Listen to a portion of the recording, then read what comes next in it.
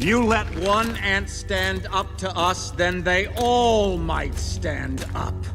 Those puny little ants outnumber us 100 to 1. And if they ever figure that out, there goes our way of life. It's not about food. It's about keeping those ants in line. That's why we're going back! Does anybody else want to stay? Let's ride!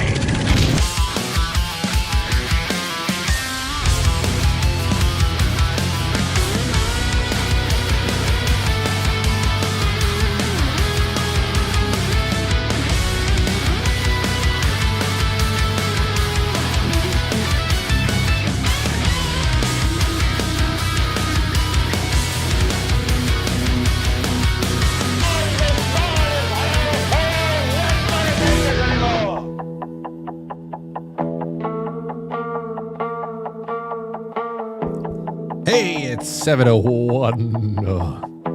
7:01. It's good to have you guys here, and I hope that you all had a nice, whatever you had on Memorial Day. I hope the Memorial Day was a nice time. Perhaps somber, but hope that you were able to spend it in good company or exactly the way you wanted it to. Solitude, peace, quiet. A raucous time at a ballpark, whatever the hell it was. I hope that you had a good time. And I feel like, well, I don't know. It always feels like it was just yesterday that we were on with each other.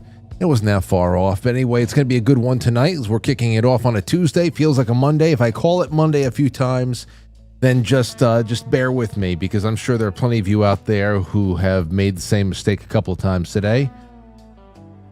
And yeah. I don't know, everything's decent. Everything's where it should be, I suppose. We're 2 weeks away from the spring fling, so I'm getting a little rambunctious. Over here. You know, these coffee cups are actually the coffee cups that I bought for the Jamboree last year. We have so many left over. I'm going to be able to use them for the spring fling too. And that's that. Also, we have unclaimed prizes from last Thursday, so I'm going to be giving away, I'm splitting up the prizes. I'm giving away a copper round and the Polaroid of Sal and Jay fist fighting across the way. That's the second prize for tonight. The first prize for tonight, this is all just for tonight. A copper round in the picture of me holding a copper round up against my eye, but also on top of it, a gift from our friend Vinny out there, a gram of silver. It's a tiny little gram. I've never seen anything this small before. It's an Indian head, tiny gram of silver. So I'm going to put the silver and the copper together, and that'll be first prize. So send in a super chat on YouTube, on Rumble, on Quite Frankly Superchat.com, or on Pilled, and I'm going to give these away at the end of the night because they were not claimed from last week. And whatever, if you win tonight, whether you win tonight or not, your name is going to go toward the Thursday night giveaway, which will be in 3 days from now. So try to win tonight, and one way or another, that's put you in for Thursday. So support the show because we need it. We need it. But things are looking up, and I'm trying to have fun with this again. It's very hard to have fun when you're taking swipes in the dark against algorithms. But anyway, it's good to have friends. Welcome, guys and gals. We have a wonderful guest coming on tonight. Her name is Robin McCutcheon. We haven't talked to her in a while, and it's going to be good to catch up because Since the last time she was on, we have a new war in the Middle East, and I'm interested in her perspective on it because I think that she is taking the Promethean action angle on it. You know, the angle that it's not just another Middle East engagement, and I just want to see how that's all breaking down. But I also want to throw some things her way that are popping up from America's most retarded mayor, newest retarded mayor, and that is Mayor Mamdani in New York City. But you can say, wow, thank God I don't live in New York City. Well, I can say that too. I'm outside the city. But this is the face of a problem that we all are going to have to deal with. It's a generational issue that doesn't know a border, okay? And I'm not even talking about the borders between states. I'm talking about the borders between countries. They want to get rid of borders between states and countries. And you got to listen to this because I think it would be great stuff to throw into the lap of Robin McCutcheon, who, of course, spends her days teaching kids on how economies actually work and how it is very reflective of mankind and the natural state of things. And if we go against that, then we get disaster. Some people just, they love staring up into the blue lights of the aliens as if it's Independence Day. They love staring into the pretty blue lights, all the strippers at the top of the Capitol Records building in Los Angeles. They just love staring. Oh, so pretty. So pretty. And then they get annihilated. So what's the American response to that? Limit the damage to local. That's it. Let the bad ideas be local. But too many people want to make those bad ideas national. And that's, everybody has a little bit of ownership on that one. Everybody. We'll get into that later on, though. Here, the market has, but speaking of the market, at least this is something we can hang our caps on. The market has spoken. Ferrari shares fall after car maker unveils first fully electric vehicle. Fully electric Ferrari. What the fuck is the point of that? CEO Benedetto Vigna told CNBC that the new car, which translates as light, would be welcomed by both existing customers and new clientele. Well, that didn't happen. Look at that ugly piece of shit. And light, let's see here. Shares of Ferrari in Milan fell Thursday about 8%, while U.S. listed shares dropped about 5.3%. Milan listed stock is down more than 32% over the last 12 months. They said it's a very important day. They want everybody to eat this slop. I don't know why you would even do this. You see what's going on with the Impossible meat, all the vegetable-based, soy-based hamburger meat. You can see how that is just like completely been rejected on a cultural level. All of this shit is being rejected. And you're Ferrari and you're going to do this to yourselves. And the best thing is that they priced the electric Ferrari at 550,000 euros, which is about $640,000 US. I don't care what the hell is going on with inflation. $640,000 for a Ferrari-themed remote control car. Come on, man. Well, whatever. It's one of those things where it's the free market. You don't have to buy it. If only we can make that approach the same way to healthcare. You don't have to buy it. You're not forced into it. You're not having to subsidize that everybody gets a useless Ferrari. You know? Yeah, whatever. Here's another one for you, non-whites. I'm sure everybody at the SPLC will be very happy about this, but then again, they know all about it because they have the non-white majority countdown on their walls, as we all saw. But we know that just by the way that they write on their blogs. They are just counting down the days like it's New Year's Eve in Times Square, counting down the days to a white minority because that will be the day that justice will be served or something will happen. I don't know what the hell they think, but we're talking about genuinely disabled people who think this way. They always talk about, racist people have small brains. Well, you guys talk about it constantly. We know.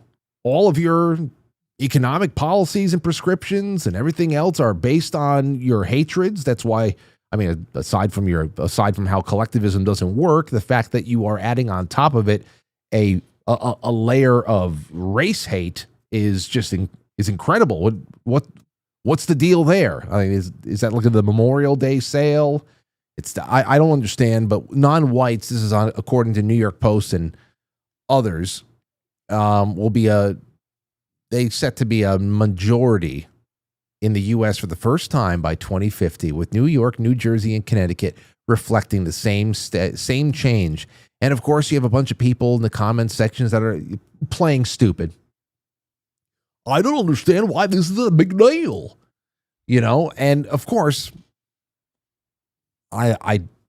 genocide is a big deal.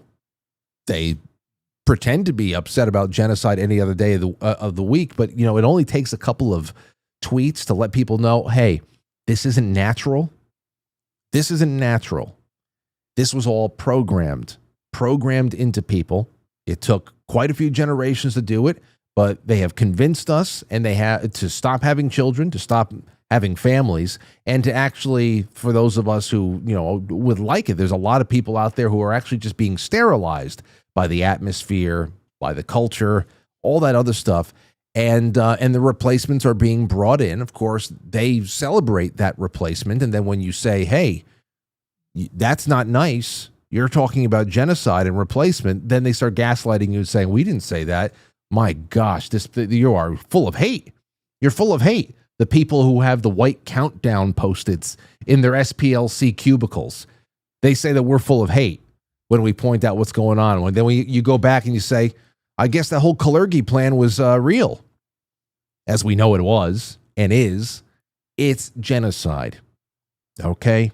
And that's why it's a little perturbing, because none of it is natural. This is the end result of a plan, a multi-layered plan it's essentially full spectrum dominance, and that's it. That's it.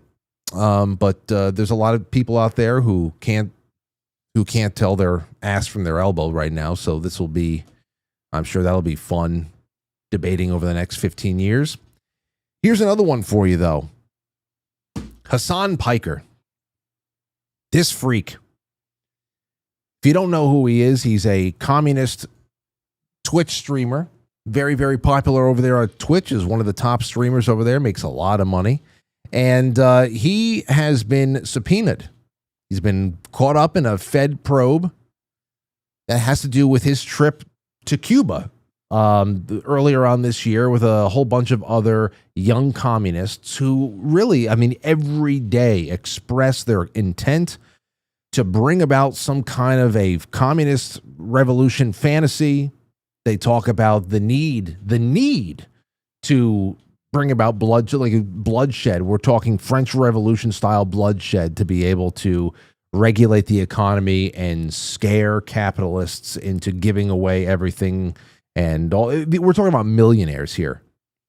We're talking about millionaires. This guy is a millionaire piece of shit who LARPs as a communist. I'm sure maybe he really did drink the Kool-Aid, but damn, man. Here he is over here. Far left streamer Hasan Piker is visibly rattled by a federal investigation into whether his trip to Cuba back in March violated U.S. sanctions. This is not great, he said. It's bullshit, but it's not great that they're after your boy. They're up my ass. Free me, the 34-year-old riffed in response to the comment that flashed on his feed. I can't believe I'm saying that, but I'm about to be seemingly made an example of. So we won't get into the other one, but Piker were two of more than 36 individuals under investigation by Treasury Department Office of Foreign Asset Control. The subpoenas for communications and other relevant documents came in response to an online rumor that Piker and his comrades stayed at a U.S.-sanctioned hotel in Havana. Participants in the trip have denied that rumor. The Treasury Department declined to comment when asked by the Post about the investigation. The Treasury's Cuban assets control regulations place tight restrictions on dealings with Cuba, particularly regarding certain hotels and other businesses that have direct ties to the government. They are carve-outs for humanitarian initiatives as well as journalism, education, and similar ventures. And he was among hundreds of lefties who joined the Nuestra America convoy featuring socialists from Europe and North America who traveled to Cuba under the pretense of distributing humanitarian aid. Here he is talking a little bit about his situation. Maybe this is before the subpoena. So people are going back and trying to get any kind of context to things he might have said in the past that would screw him over now. I want to go to Cuba. Would you be down? I fucking love Cuba. Oh yeah, you'd be down? Yeah, I filmed the documentary. I saw Godfather 2. It was fantastic. The Cuban government actually hit my contact from the embassy and told him that if the only thing stopping us from coming to Cuba was the consistent internet access, we can make it happen. Yeah, Cuba is sick. Those slurps were probably like a life raft. Like idiot, shut up. Contacts. What are my contacts? Just incredible. Let's just keep going. Keep going. The government reached out to you. So yeah, of course. It's not reached out to me. There's there's a middleman there. Because I had a doctor from Cuba. Cuba does this thing called medical missions, and they've been doing it since I believe like the 70s, and it's incredibly successful. They have a massive, very robust like medical program because kind of they have to. Yeah, they have a great medical program where patients have to bring their own bed sheets and mattresses to the hospital so they have something clean to sleep on. Very interesting. It's a few interesting things here. We don't talk about this guy too much because what are we going to say? Maybe we should shit on him a little bit. I don't know what's going to happen with this, just like what was really going to happen to Don Lemon with the Minnesota invasion of that church back in the wintertime. What's going to happen to this guy? I don't know. Because I got to tell you something. When it comes, if you do a collective search on him, and you pick this up along the way, all of the blatant calls to violence, especially as it pertains to his communist revolution fantasies. I mean, the dog shocking is nothing compared to everything else. Even though you see him shock his dog for merely standing up, and you want to reach through the screen and strangle his whatever. He's a poser rich kid, like so many of them are out there. Poser, who should have been denaturalized and exiled a long time ago. The ardent communist front that we have in the United States right now is a much bigger problem than one LARPing rich poser from Twitch who went to Cuba to walk around in his designer coats and all that other stuff and do absolutely nothing to help out people, which I don't even know why you need to give humanitarian aid to a place that it's. He'd say, well, there's problems because they're being sanctioned by the U.S. They're communists. Listen, it's not a way to run anything.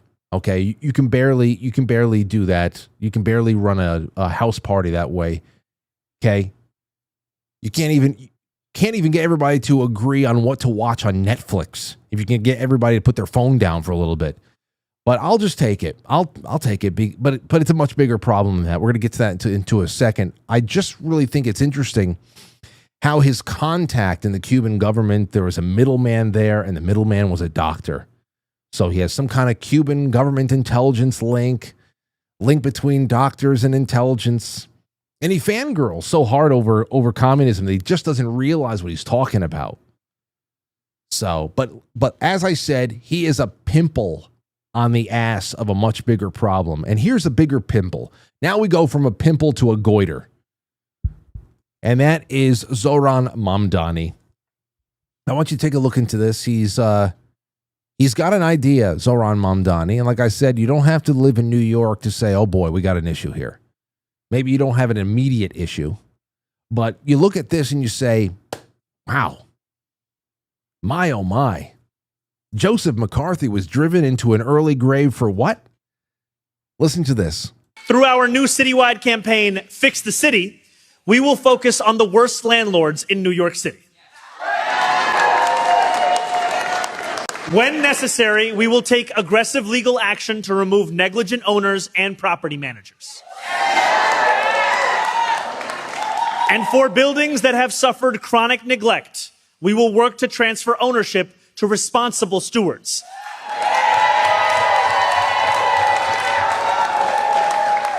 Stewards that include community land trusts, nonprofits,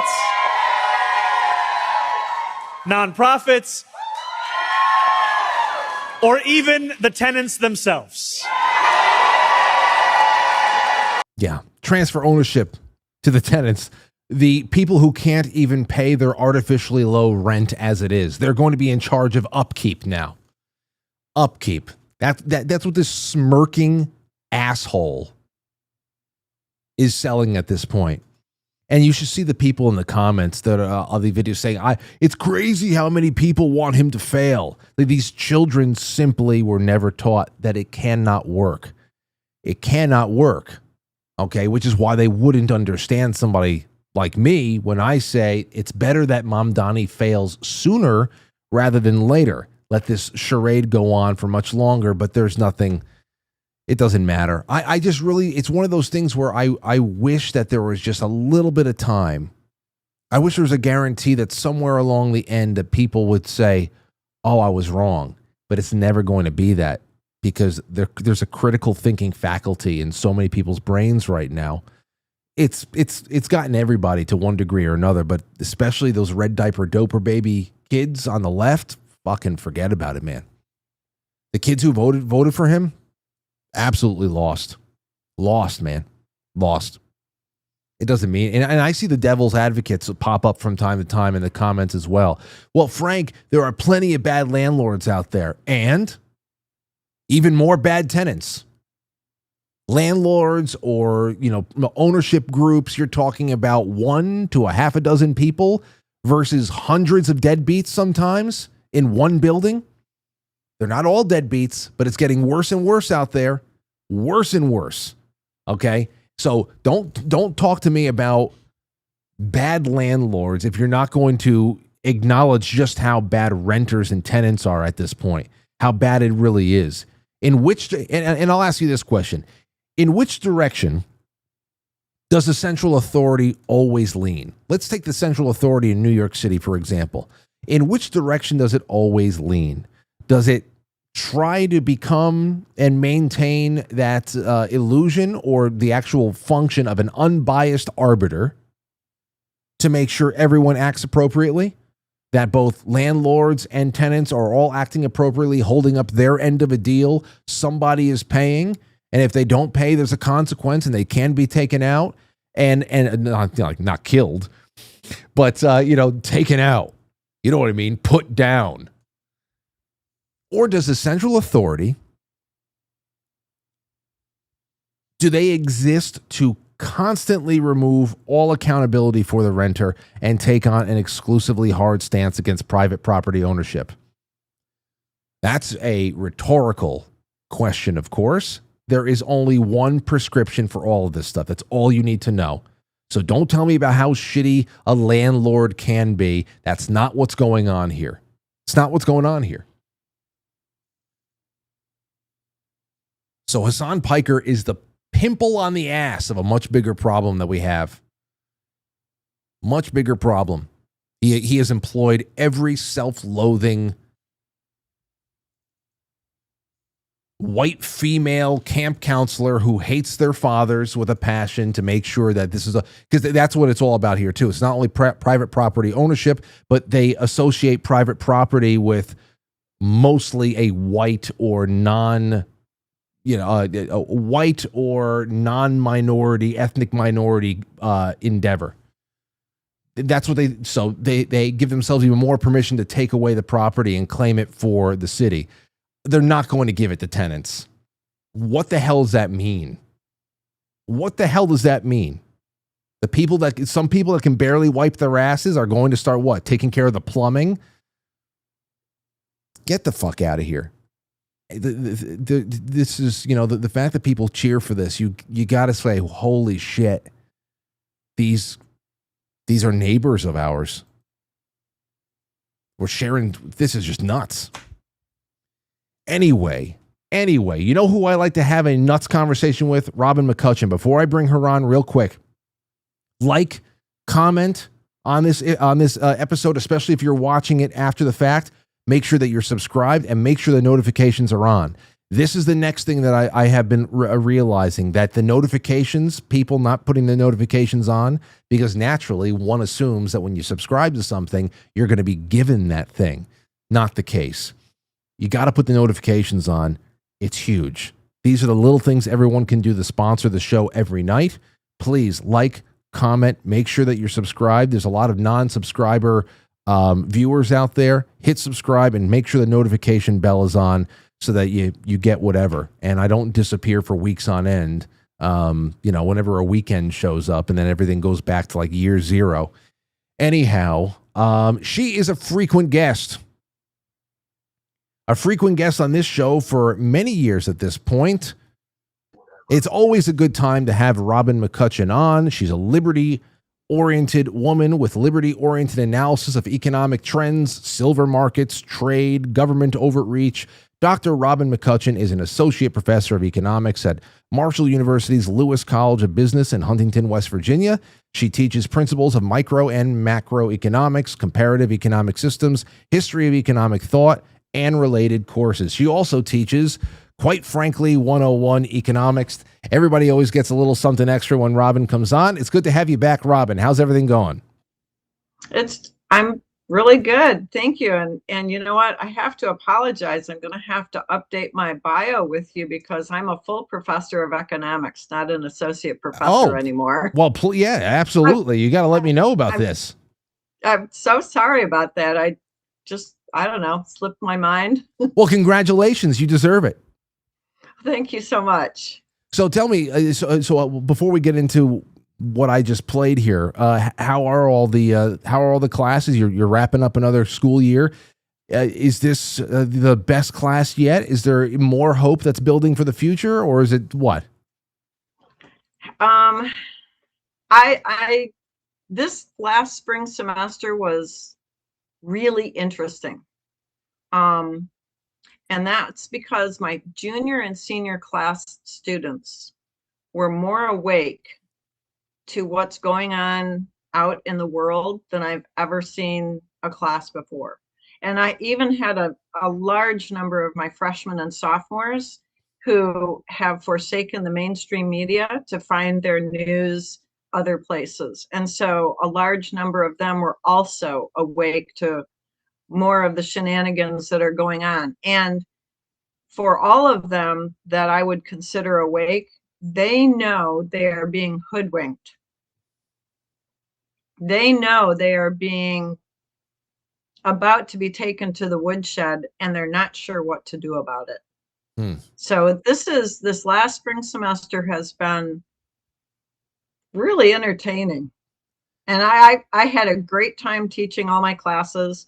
We dove down into the silver LBMA COMEX bullshit that was going on in January and February.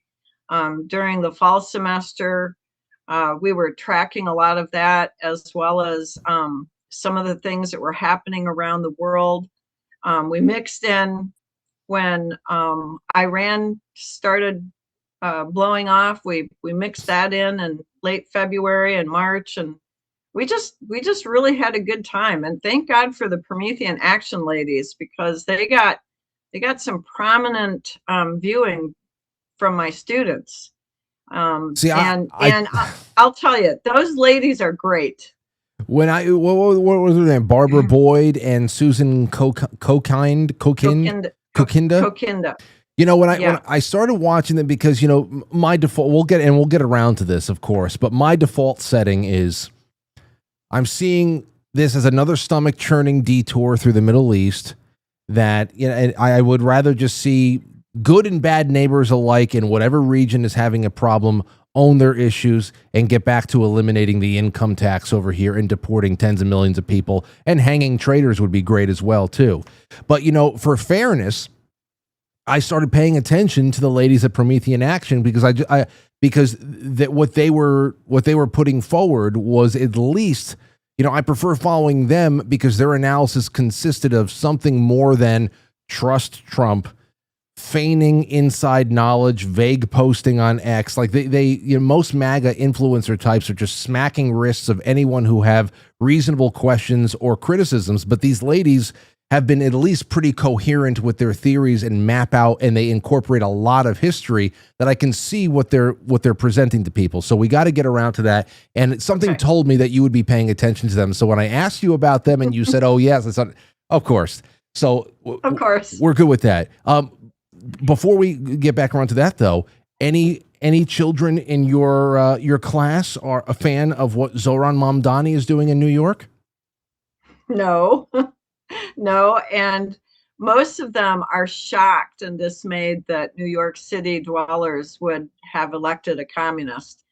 And I kind of shrugged my shoulders and said, well, I can't think of anyone better than Zohran Mamdani to shove communism down the throats of New York City dwellers. I mean, it's a lesson that has to be learned. I think it's going to go pretty quick. In other words, I don't think this is going to take 4 years. I don't like to date fag, but I think within 6 months from now, from this communist takeover of the tenement buildings, I think New York City dwellers will have had their fill of that bullshit. Yeah.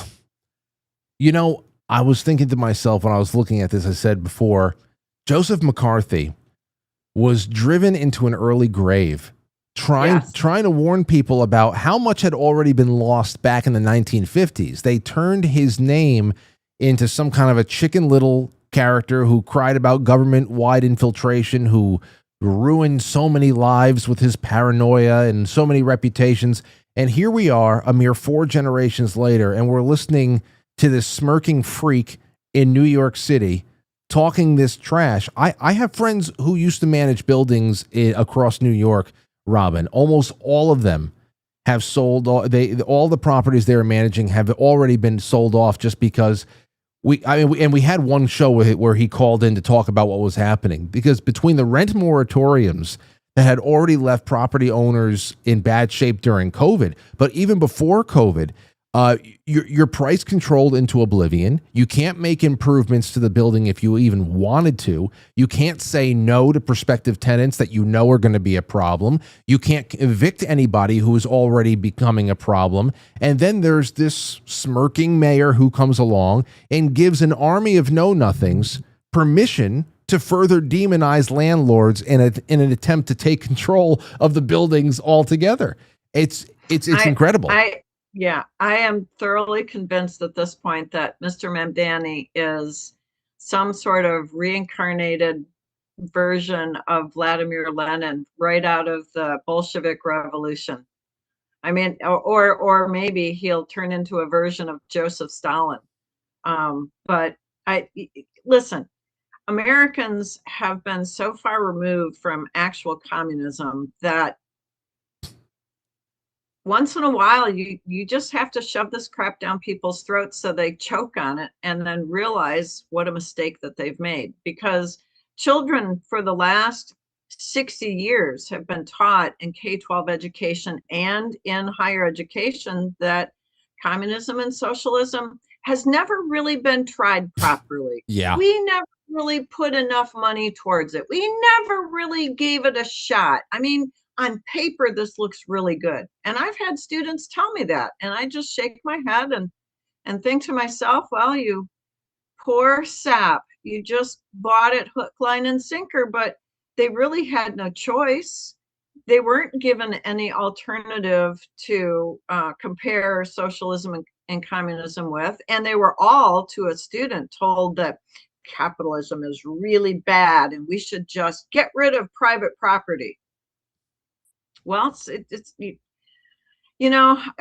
a mom, and you have probably seen this yourself being a dad, sometimes you can't tell your children, you have to show them. Right?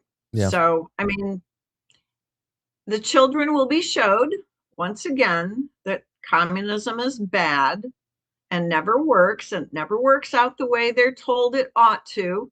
And they're all going to be driven into poverty and misery. And, I'm sorry to say that has to happen, but I think that that's the lesson that has to get taught this time. Well, you talk about a lesson that is taught, and then I think about whether or not that lesson can be learned, because I'm fine. I'm totally fine with the logic of, all right, we were led astray and we are heading toward one kind of a disaster, a reset, a correction, whatever you want to call it. And it's perfectly acceptable syllogism to me to be able to, as long as the lesson was learned. But as you know, you're in the middle of the education system. You see what has been handed off to you from the prior 12 years of education by the time they get to you, and you know that for most kids, at least at first, unless they have a caring teacher like you, they're not able to conceive of any other solution to a problem except to go farther to the collective. Right. Well, again, they're children, and most people actually, I know they look like they're chronologically grown up. They look like they're mature. They're 30, 40, 50, 60, 70 years old, but somewhere in their brain, they haven't matured past about the age of 8 or 9. And so they really are children. And Frank, God love you. You are thinking about this in a very logical manner. And can you say with surety that 90% of the people of New York City are using actual logic and critical thinking and the Socratic method to actually lead them in a path that is truthful? Yeah, no. I don't think so. And so, once again, people have to learn a very harsh lesson. I mean, anybody who escaped out of Cuba over the last 60 years knows that communism doesn't work. Anybody that escaped out of communist Russia or communist China or communist anywhere knows that communism doesn't work. But again, we've been, I don't know, fortunate that we've lived in a country that actually hasn't totally experienced that horrible, depressing sort of political economy. And, I'll bet you my great grandmother, who watched the Bolshevik Revolution, I'll bet you she knew communism was bad. But here we are, 4 or 5 generations, and it's a lesson that has to be learned again. Yeah, it's like punishing your child when they've grabbed into the cookie jar and they've got their hand in the cookie jar and they won't let go of the cookie, and no, I didn't steal that cookie. Well, yeah, you did. So, I mean, everybody's got to learn a lesson, and sorry, but that's how it goes. I get you. And that's what I look at that. I say, okay, well, I know it's essentially just a matter of, okay, are we there yet? Is the lesson going to be learned yet? And you just hope that happens before the real meltdowns begin. But as long as we keep our head on a swivel, then there's that. But go ahead. Right, and the good thing is, Frank, is that not everybody is going to require lots and lots of pain, right? Everybody has their own breaking moment when they finally get a thought in their brain that, oh my God, this is not working. This is not working. It's not good for anybody. And that awakening among New York City dwellers, once a small percentage start thinking that, it's going to spread like wildfire, which is why I say I don't think this is going to take very long, time-wise. And I think that at the end of the lesson, people will have got it. And then they'll throw Mamdani out on his ass, or tar and feather him, or maybe someone will haul him up in front of a military tribunal and hang his ass. Oh, God. Well, yeah, just thinking good thoughts. I know. Listen, whenever you know that you're going to be coming on the show, has there ever been a time that you suggested to your students, hey, if you want to watch me on a broadcast, or do you try to keep this Batman side of you away from the Bruce Wayne persona that you have in class? It's funny that you should mention that, because it wasn't until this last semester that I suggested my students might maybe be able to find me if they Googled me. And I had half a dozen come up and go, "Oh yeah, I've already been watching your videos." Oh, okay. Well, you make a pretty good amount of. It's not mine is not the only. Maybe I was the first show you came on. I don't know, but I know that you've been asked on quite a few shows in the last few years of just making your presence known here. So you get around.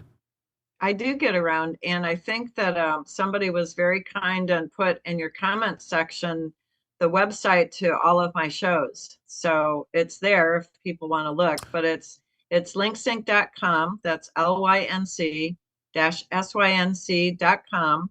And you want to go to Robin's interviews, up a link at the top of the page. And yeah, I've done a lot of shows. Here you go. linksync.com. Yeah, I go to Robin's. Oh, there you go. I didn't even know that you added an interview section. Oh, check that out. Wow. Holy shit, right? Absolutely. Yeah. And so the other two links up there. Jeez, Dave I haven't even thought of Dave Janda in so long.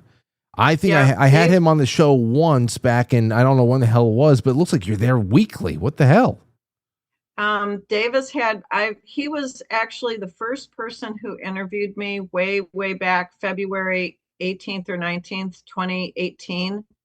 And then from there, I think the next person that came into my life was you. And then from there, it just kind of spread out. Well, and, I found you through Sean Brooks through American Education right FM. Here. But if you look at the dates, Sean didn't have me on his show until after you did. April 12th. The first show that you and I did was in 2020, right before that ghastly George Floyd incident. 10, 11, 12, 13, 14, 15, 16, 17, 18, 19, 20. This might be the 20 or 21st appearance you've had on this show. That's incredible. Yeah. Thank you very much for inviting me back so consistently and persistently. Well, we've had some wonderful times. I've learned a lot. We've had a lot of fun. I think the topics have been great. I love all of our holiday hits. Anyway, we'll get around to that stuff. Yeah. It's good to know that there's an archive on your site, and we'll do that again in a little bit. Let me ask you about the war in Iran now. Okay, so I told you what my default setting is. I told you how I've been listening to Promethean Action to kind of level things out. Of course, you've been listening to. Here is a really nice nutshell of what has been going on there on a Reddit post that I had saved a while ago. Here it is. Essentially what they're saying is that it's essentially a British Empire, City of London, finance, reinsurance, commodity pricing stuff that's going on there. A British Empire that uses divide and conquer, Islamic fundamentalism, color revolutions, and financial warfare to prevent sovereign industrial development in Iran especially, that Iran's regime post-1979 is seen as a British deployed tool for destabilization, with the Strait of Hormuz as essentially an on-off switch for oil prices and leverage around the world. Historical examples include the 1953 Mossadegh coup and the 1979 revolution allegedly engineered to block Iran's industrialization, the 1970s CFR papers as blueprints for deindustrialization, and post-World War II globalization as a 100-year project to subordinate the United States again. And that's essentially the nutshell of what I've picked up on. So let me just let you loose on this. What have you really resonated with? I have some other notes here straight from the Promethean Action website itself, so I'll dump that in as we go along. Well, I think what occurs to me is beyond what the ladies at Promethean Action are talking about, and I resonate pretty well with what they're saying, but I think underneath of all of those layers is that there is a large deep state tentacle of the Hydra that's been buried and growing there for probably 100 years or more. And the City of London, the Lloyds of London, the central bankers have been using Iran for multiple things. One of them is not just the destabilization of the Middle East, but it's also, I think, a gigantic money laundering operation. And what President Trump is doing, in my opinion, is he's got the deep state that is sequestered in Iran. I think he's got them cornered. He's letting them know, if you don't come out and surrender, I'll bomb you back into the Stone Age. Not that he's going to bomb Iran back into the Stone Age, but he's going to take out those deep state people that he knows are hiding there. And I think the rest of the things that the Promethean Action ladies talk about is fairly accurate. I don't hear them talk very much about what the meaning of the deep state Hydra means to the rest of us, but Iran clearly, the deep state Hydra in Iran clearly is one of their largest money funneling tentacles from anywhere else in the world. And when that goes down, the deep state is going to be really in bad shape, because most of their money will be cut off, and they have no power if they have no money. You know, I've like I said, just to be able to keep things balanced, I want to hear what other people who are more optimistic about this are saying and actually piecing together something that has puzzle pieces. Of course. But I'll tell you, now that we are not talking in weeks, but now in months, and how right now every day you wake up, the deal is close, the deal is done, the bombing has continued, the bombing is stopped, there's a 2-day ceasefire, now we're negotiating again, and it just seems like this labyrinth. And there's, you knew, it's just one of those things where I'd like to see this actually get, resolved in a way that history has never allowed us to see happen before, especially since it's all being done from the air without some kind of a ground invasion. I have other questions like, how do you, if you can get rid of leadership, how do you actually change the culture within the Revolutionary Guard and the people at large? And where the hell is the People's Revolution already? How are you going to actually make that come into being? And there's so many things, Robin, that just don't seem like it is practical. And I know, and I think it's important that we all keep our eyes and ears open to hear as many different points of view on this as possible. I don't think that the information coming out of the mainstream media is at all accurate. I mean, the strait is open, the strait is closed, the strait is open, the strait. We did that for a week and a half. And after 4 or 5 of those, open, close, I just kind of went, well, fuck it. I'm done listening. Come back and talk to me when you've got something straightened around. And then when I realized what I think President Trump is doing is that he's going after the deep state, I don't actually think the Iranian Guard I don't think there's going to be anything left of them. If they don't surrender, he's going to get rid of them. And I think that he will let the Iranian people decide what they want to do as far as the government goes, or what kind of government it looks like, So, and I think I remember a day or two ago, President Trump invited Iran to join the Abraham Accords in the Middle East. And so what President Trump is doing is he's using a carrot and stick approach. And when the deep state in Iran are pushing back, he brings out the stick. And when he can get a little bit more economic leverage, he brings out a carrot. And I think that this whole thing is going to be resolved when, not if, but when the deep state in Iran totally surrenders. Absolute unconditional surrender. Why would they surrender if they have the city of London as their backer? Because they don't. Because the city of London is being drained of all of its money. How is the city of London going to keep the deep state in Iran as a viable tentacle of their Hydra if they don't have any money to send to them. You see, they can't. This is also one of those things that comes back around to it's one thing to be able to forcibly remove a regime, a group of people, a board of directors, whatever the hell it is, but then it's another thing to be able to get justice for past crimes, for treason, for anything like this. So, for example, to say that we have the city of London acting in what used to be in the same kind of fashion as the British Empire, that there are far off interests that are keeping this area of the world constantly under turmoil, that it is an economic on-off switch, all that other stuff. That, where is the exposure to that?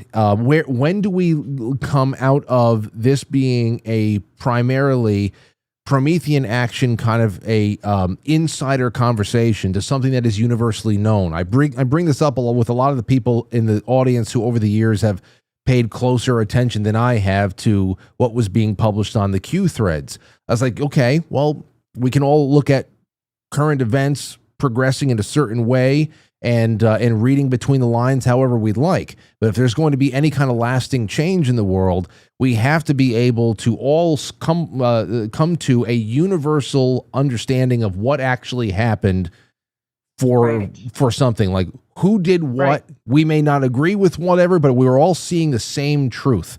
Right. No, you're exactly right about that. And that's part of the worldwide Great Awakening that we're beginning to notice. And certainly there are a lot of people who still have their heads buried in the sand. They're listening to the mainstream news, who for the most part are just giving them gobbledygook. And then you have a growing portion of the people who are not paying attention to the mainstream media. Instead, they're paying attention to the Promethean Action Ladies and other places, podcasts like yours, where they're getting their information.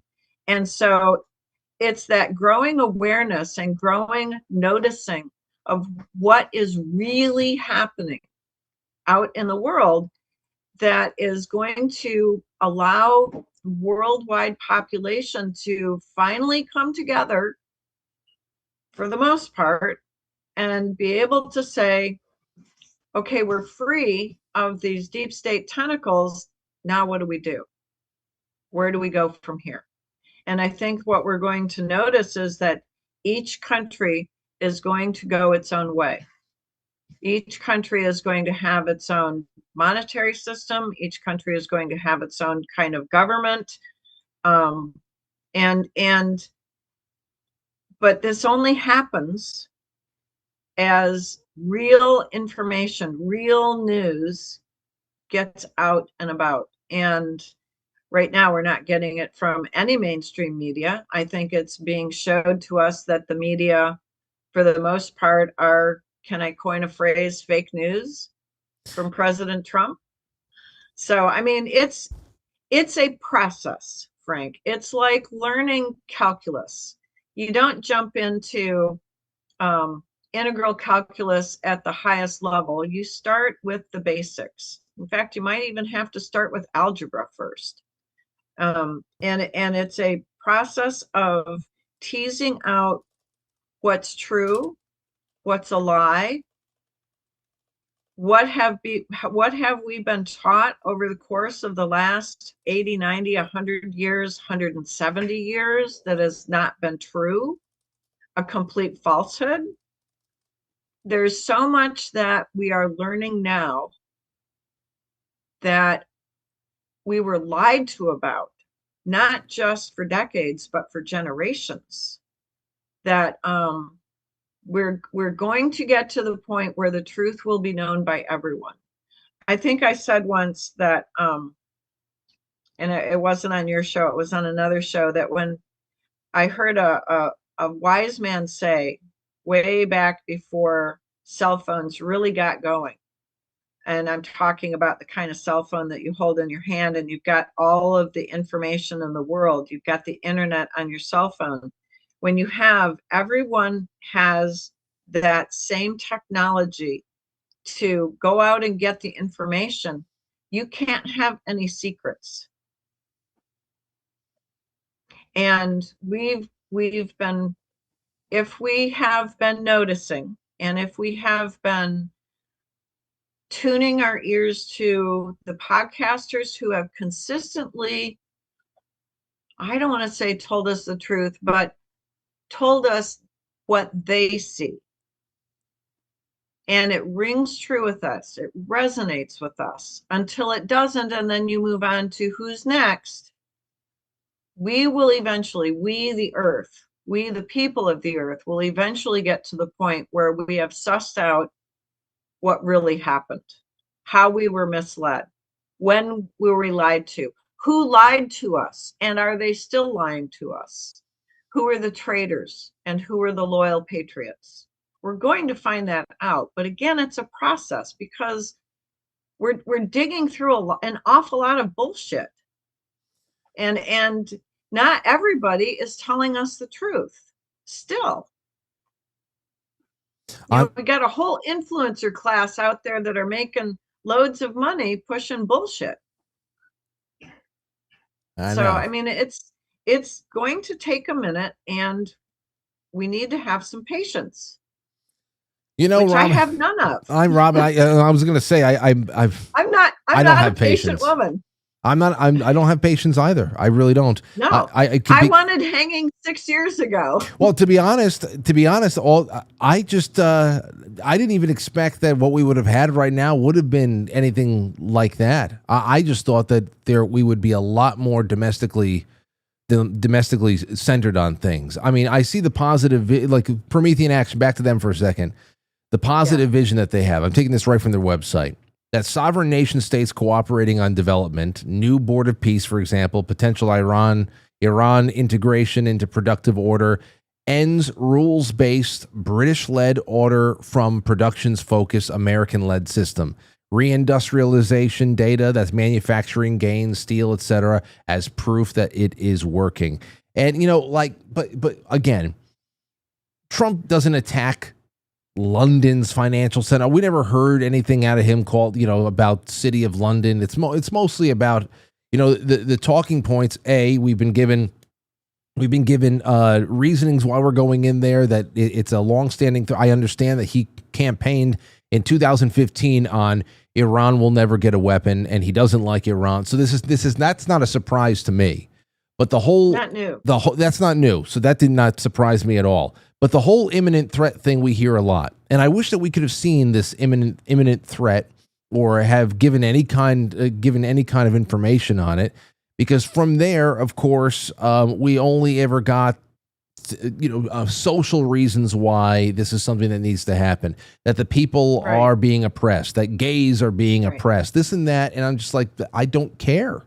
I'm over here, living my life over here, having 40+% of my earnings taken from me, to the point where it feels like you're making you're barely anything above what you're. Yeah, it's like I don't care about the state of women and gays in Iran. That's their fight to have, and so that's just they're forcing us to sound insensitive, but you know what? We can't take care of anything unless we're able to feed ourselves over here, and it's crazy. So I get that, but the problem is that between the City of London and the Vatican and the deep state ownership of the military-industrial complex until President Trump came along, that had invaded the entire earth. There was no safe place, and so I could give a care about some country around on the other side of the world, and I would rather be focused. I would rather have all the focus on our country. We cannot allow this Hydra to reconstitute itself anywhere in the world, because our great-grandchildren will be dealing with it again. Okay, so here, but this thing has to be completely destroyed, root and branch. That's the whole thing there, Robin. If this was being presented to everybody in some kind of a fireside chat, if what you're just talking about the Hydra, a multi-generational scam, that the huge portions of the world economy are completely artificially pressed in some way, and that this is the logjam. These are the people involved. Here's the history behind it. We're going to break it up. We have no vested interest in being there and occupying force. This is not like Iraq. This is not like Afghanistan. And here's the mission. I think a lot more people would be like, huh, that's interesting. But instead... And they would have called him batshit crazy. Who cares? If he had come out with that. Well, because you got to have... President Trump said, we have to show the people what's going on so that they will be behind us when we do what we have to do. And so he can't just come out in 2016 and have a fireside chat about Hydra that's invaded the rest of the world. No, not 2016, this year. And he couldn't do it in 2020. Now, maybe he can do it now because there are a lot more people who are watching, and they have forsaken the mainstream media. They're getting their news somewhere else. And maybe now is a good time. I'd say. And I agree with you that would be really great to have sort of a truthful talk. I agree with you. It would be great, but he couldn't have done it in 2016. He couldn't have done it in 2020 when he told us, remember, in January, February, March of 2020, he told us there's an invisible enemy that we're fighting. And I'm thinking, okay, well, I guess a virus could be invisible. I didn't even get it then, how exactly what he was talking about. I had to put that puzzle together myself over the next several years. Mm-hmm. And so, yeah, maybe now he could do that, where he could say, look, this is what we're fighting. Here's the history behind it. But last year, he couldn't have done it last year. It would have been tough. But yeah, I always cross my fingers for some kind of a surprise like that, because I'll tell you something. I think it would resonate with people if the mission was stated as universally as that, and there is not people who you give us no chance to ball up into our own little fish bowls of theorizing and all that stuff and speculating. So everybody just delivering it with whatever the hell they want their biases to dictate. The left. I want no interpretation left over to what's happening. That would be fantastic, because the whole rogue state and bringing liberty where there is only tyranny stuff does not move the needle for anybody anymore, especially with the way that we're living over here. So right, exactly. So that's You're right, exactly. Fingers crossed. Let me ask you something. Oh, go ahead. Oh, okay. Well, then let me. No, I was crossing my fingers for you. Good. Now, here's the next thing I have for you. I mentioned. We're talking about visa holders a lot lately. Real quick question, because we were talking about this on the Discord this morning. Apparently, there's a new rule that's being put in place, or very close to being, or maybe it's already taken place, where visa holders seeking permanent residency or even just renewed status, they must return to their home countries first, and the process can't be triggered within the United States itself. Now, the media is focusing, of course, on personal disruptions that it will cause for people and all that stuff, but what do you see as the pro and con of this, for pros and cons for the economy in general, especially as it relates to the current job market? Would that open up the doorway for a domestic job boom, with so many people now leaving the country to have to reapply for residency, or is it going to be recession fuel? How do you see that? Wow, that's I had just heard about that, I think last night or maybe early this morning.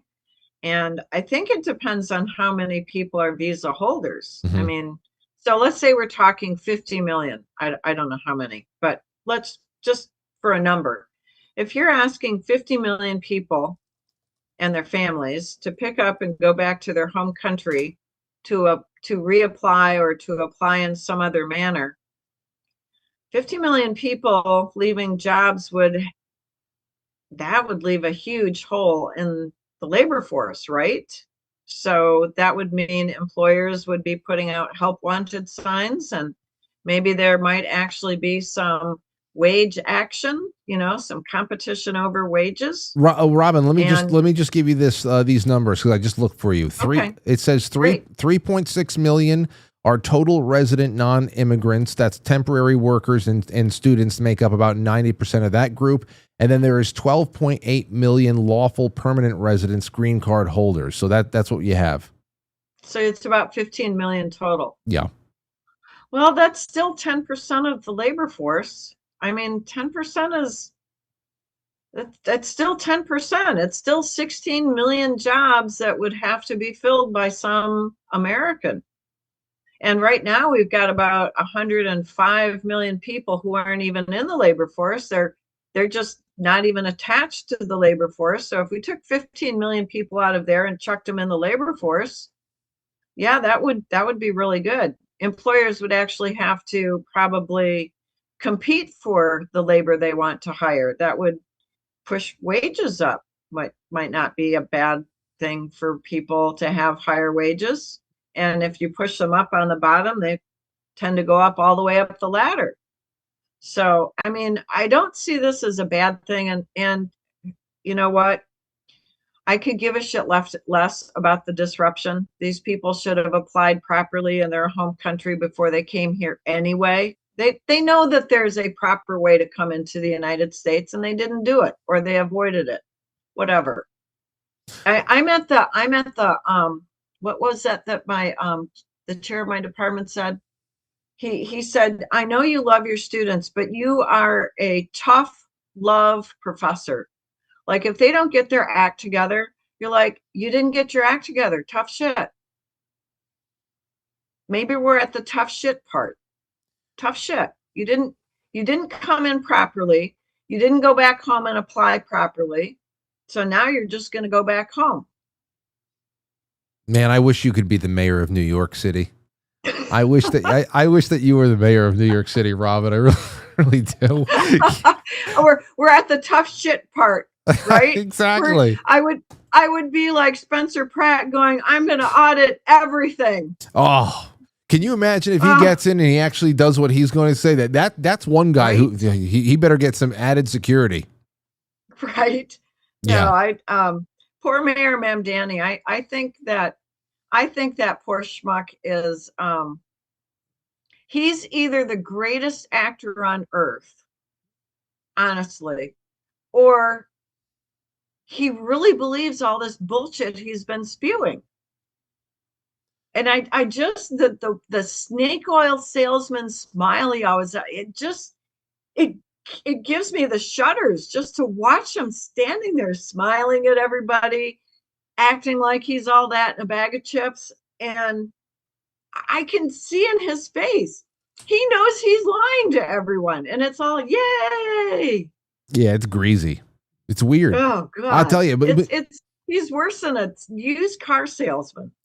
Yeah, let me ask you about, because you're talking about your students again and tough love. And I'm interested how you have to feel about this, because on one hand, you are a teacher. That I would say most teachers would categorize that as a vocation. Yes, it pays your bills, but I think teaching is one of those things where you are like feel called to it.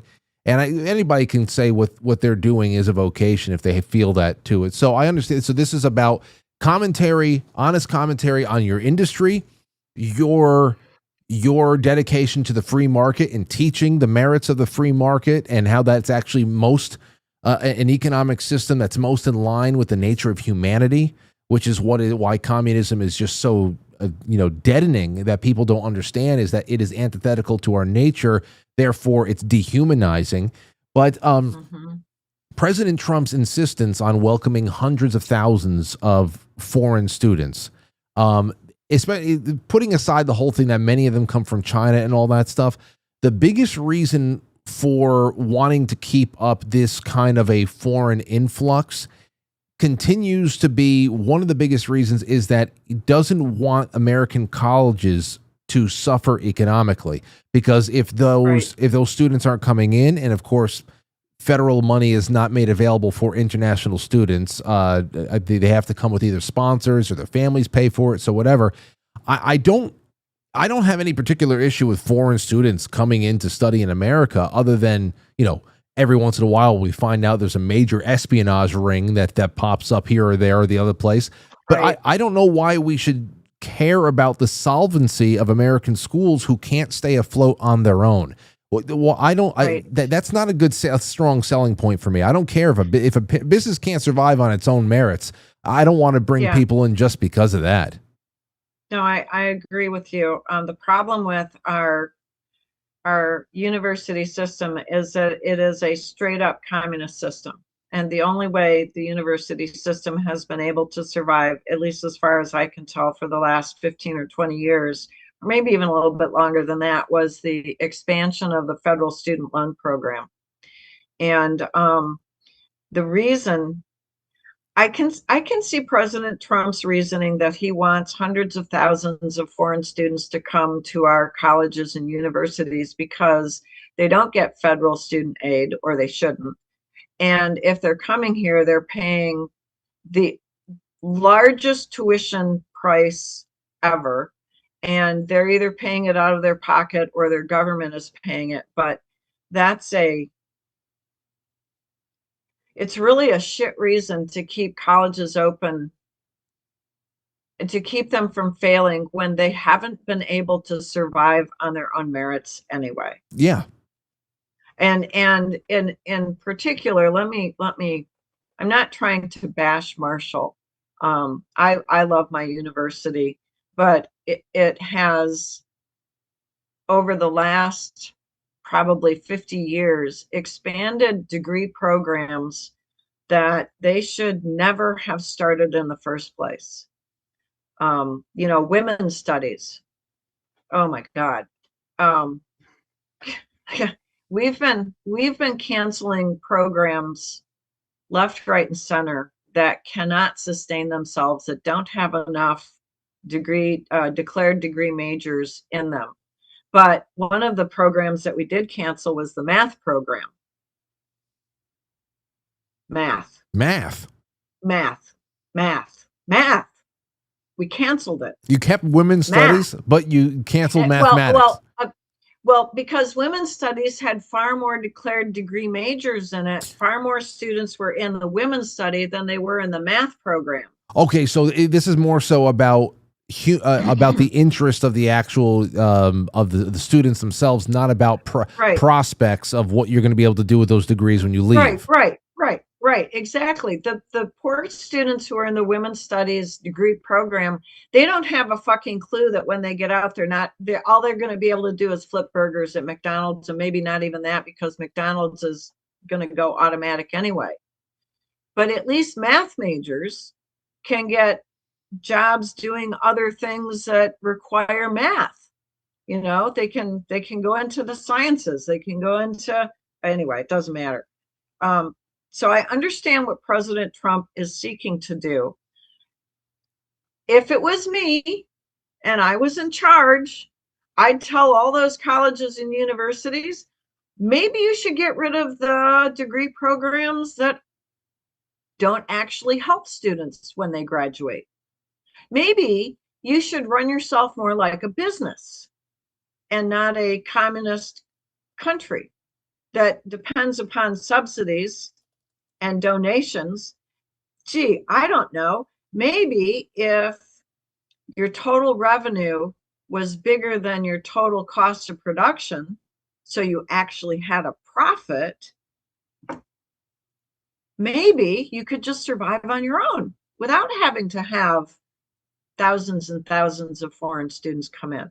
Because the problem is, Frank, foreign students come in, they get a degree, and then they look around for a job in America because they don't want to go back home. Right. I want them to go back home. I want my American students to get American jobs and stay right in our state, West Virginia. I would love for all of my students to stay in West Virginia, have a really well-paying job so they can get married and raise 5 kids. I would love that. But the problem with inviting, this is me, my opinion, the problem with inviting hundreds of thousands of foreign students in is they don't want to leave when they get done. They find out they really like it here. This is a really cool country to be a part of, and it's nothing like whatever they came from. And they don't have very good prospects in their home country anyway. Not to mention, but historically, we talk about all the different sources of illegal immigration, but aside from within the last 10 years, where it was just the dinner bell was rung and millions crossed the border all at once. But historically, the greatest source of illegal immigration has been student visa overstays, and they just don't leave. They don't leave, and there's nobody checking and auditing. So I see what President Trump is doing. He wants to save some colleges. The fact of the matter is, if these colleges lived in the free market, they'd already be dead. They would be gone. And there was a book written, I want to say it was written back in 2016 or 2017. Some guy was, and I can't even remember the name of the book, so maybe based on my description, you'll be able to find it. But what he was saying was between 2015 and 2025, half of the universities would go bankrupt. And I'll be darned if half of the universities didn't go bankrupt. And so now we have half the universities left. Well, of those half that are left, fully half of them will be going bankrupt in the next 10 years. Their production cost is too high. They cannot bring in enough students to cover their cost of production because their cost of production is too high. So every student they bring in costs them more than what the student's tuition brings in. Does that make any sense? In economics, we call it a negative price, because there's no quantity of students there's no quantity of students that they can bring in to have enough revenue to cover their cost of production. And that's just real basic economics. And so it would not surprise me a bit that within 15 or 20 years, of the 4,400 remaining universities that are still open, less than 10% of those will actually be functional. You think about that, and there could be a big silver lining to a lot of it. Obviously, people are going to be making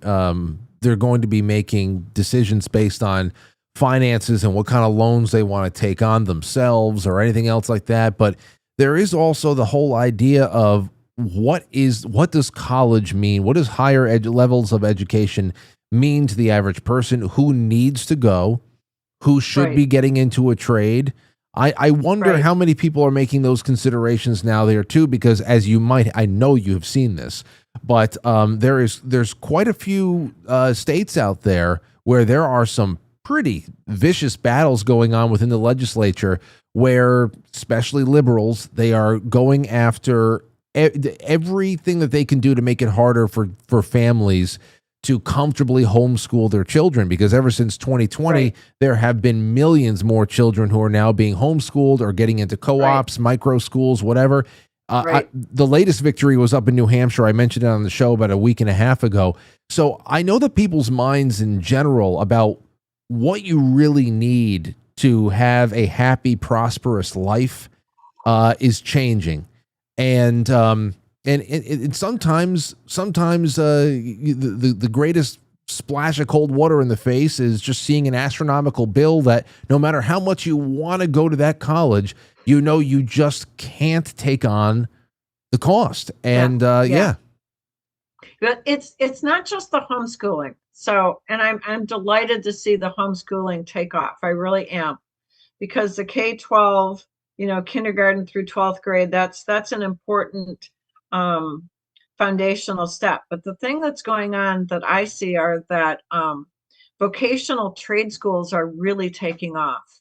And so now students are getting to the 10th, 11th, and 12th grade and saying, why should I go to college when I can go to trade school for 18 months and get out and I'm making six figures?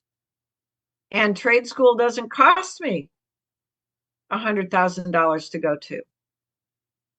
And so, that's the other. So there's two bookends here. One, maybe there's more, One is that students are getting to the junior, senior level of high school and saying, I can't afford to go to college.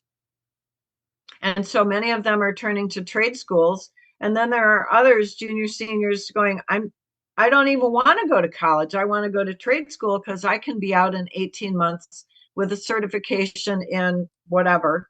And there are hundreds of thousands of jobs available. I mean, I'm sure you remember Mike Rowe's Dirty Jobs show, right? Yeah, I love that show. Yes. I did too. Well, apparently it's taken this long for students to, and their families to start saying, well, now, wait a minute.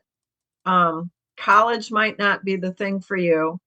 Maybe not even because they can't do it, but we can't afford it.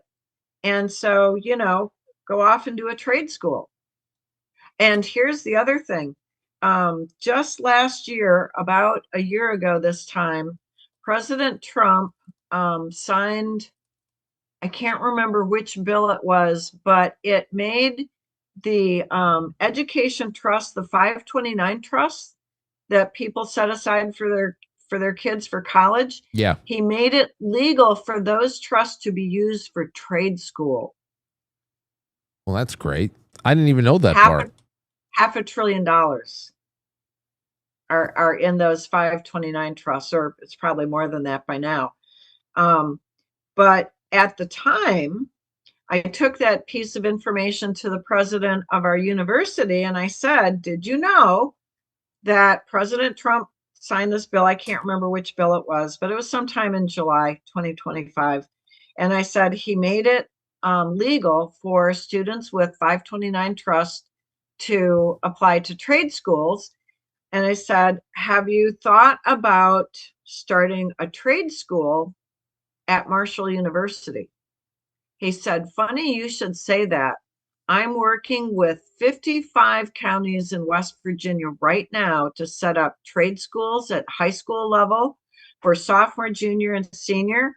And when they get done, they will also have a bachelor's degree. So they won't even hit Marshall. They'll just graduate with their high school degree and a bachelor's degree and a certification, and off they go. And the bachelor's degree is traditionally the object of 4 years of college, and that they would have that coming out of high school. Wow, okay. They would have that. So I mean, Marshall is really well positioned because the president of our university, Brad Smith, is former CEO of Intuit. So he's already got that business mind, right? He has been, as far as I'm concerned, at the front of the curve, at the front of the wave of positioning Marshall so that hopefully we're not one of the ones that goes under bankrupt. But trade schools all across the United States, they kind of disappeared by the end of the 1980s. And now they're coming roaring back. And part of that was Mike Rowe, and part of that is students and their parents. And part of that is trade schools are saying, hey, we can get you in and out in 18 months and you can be a certified mechanic. And we've got jobs starting at $75,000, $80,000, $90,000 for someone who's 20 years old. It's not bad. And absolutely. I think about go ahead. And so it's that security that will have young people then looking at, I have money, I can get married, I can start a family, and the ripple effects, the long-term 20, 30, 40, 50-year ripple effects of that are incalculable, really. So, I mean, I understand what President Trump is trying to do. He's trying to save the university college genre. But honestly, the United States was not born through universities. We had 3. Harvard started in 1650, followed by Yale, followed by Princeton. And those colleges were set aside for the sons and daughters of lawyers and doctors so that they would be lawyers and doctors. Everybody else learned a trade and a craft. We were a nation of craftsmen and artisans and shopkeepers. And also self-educated to a point where you would be considered a modern day philosopher these days. That's right. I still once in a while, just on a joke, I will give out the graduation test for 1917 to my students, and none of them can pass it. I know. You know what you just reminded me of? I need to. I think I got to do this. I have to record it, and I have to find a way to make a nice video or something. But this is 250 years of the Declaration of Independence, and I think one of the greatest American speeches ever delivered, especially by an American president, was at the 150th anniversary delivered by Calvin Coolidge. And I gotta dig up that. It's such a wonderful speech. And man, we don't hear anybody talk like this anymore. You think about what nobody does. No, the discourse, the general discourse is just it's like being in a middle school cafeteria right now. It's very hard to see. I think people are actually it's hard for people to even articulate what they're feeling, and it just evolves so badly. Let me ask you a question. One of the last things that we can talk about, if not the last thing, because you mentioned about how even McDonald's is going to be all automated. So there's a little bit of AI, a little bit of mechanization there. Then also every time you come on, we get a little bit of a precious metals silver report. I want to combine both those and ask you a question about a theory I saw about how just by merit of AI, whether you like it or not, depending on what part of it you are okay with being applied, you know, how much more intuitive are our search engines going to get, being able to find things, whatever, versus all the other shit that people are doing it to kind of just offload basic intellectual function. AI is where we're all heading. And then silver, I saw that by merit of how much physical silver AI needs just structurally, that eventually the price of silver per ounce, just by that marriage between the technology alone, is going to bring silver over $1,000 an ounce. Do you think that in and of itself is something that you can hang your hat on? It's going to happen? Well, when you think about the amount of silver that we pull out of the ground, and you just go back the last 5 years, so 2020 through 2025, the amount of silver that we pull out of the ground, is about 800 million ounces a year. We were using 200 million more ounces than that every single year. So we were digging into stockpiles for the last 5 years. And with that kind of a supply shortage, it's really unsurprising that the price of silver really leapt up to what was the top price, $122. In Asia, at least. Right. And so the thing is that we're still using more silver than we're taking out of the ground. We've got a supply deficit of 200 million ounces a year for the last 5 years, and it's not going to go away. And the amount of silver that the military uses, we don't know what it is because they stopped telling us in 1996. But we know it's got to be substantial. And about 60% of the silver that comes out of the ground goes right into industrial production.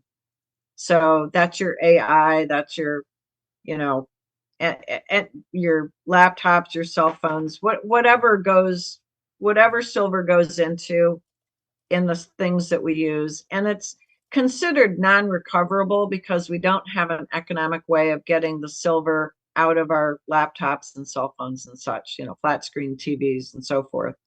And so that silver is gone.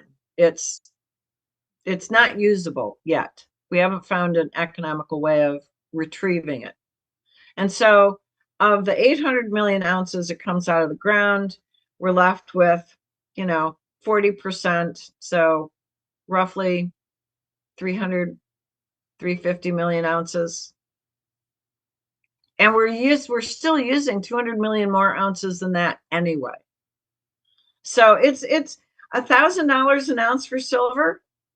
Let me lay one on you that's going to blow your brain. We have a national debt of 39 trillion, I don't know how many, a lot. If you take that 39 trillion, however many, a lot, dollars, and you divide it by the number of ounces that Fort Knox and the Federal Reserve claim that we have, which is, it's like 8,123 tons. So it's somewhere in the nature of 2.9 million ounces. But anyway, you take that 39 trillion and you divide it by the number of 2.9 million ounces of gold, and you come up with a number that's almost $150,000 an ounce. Now, in our Constitution, the founders declared that the gold to silver ratio would be 15-1. So for every 1 ounce of gold, you'd have 15 ounces of silver. Take that $150,000 an ounce in gold and divide it by 15. What is that per ounce? $10,000 an ounce. And that's just if supply and demand are equalized, that we're not, digging into the supplies that we've got laying around. It's crazy. $1,000 an ounce. I'm betting it's going to be closer to $10,000 an ounce. See, this is how crazy it is that the price. Right now, everybody was going nuts when we hit $100 around Christmas time, just after Christmas. But still, I know there's been a little bit of a dip in it, but it's still hovering around $80. And the fact that it's but Frank, that price is completely manipulated. I understood. It's crazy. So what we're talking about, in a manipulated market, somebody calls up the dude at the COMEX and says, make it $80. Or someone calls up the dude at the LBMA over in London and says, make it $89. Whatever. It's not a free market price. And when in fact, there are people out there saying we've got to put a price floor under gold and silver, like silver is ever going to fall down to $25 an ounce again. Get the fuck out of here. It's never going back to $25 an ounce. So my bet is 1,000, add 9 more onto that.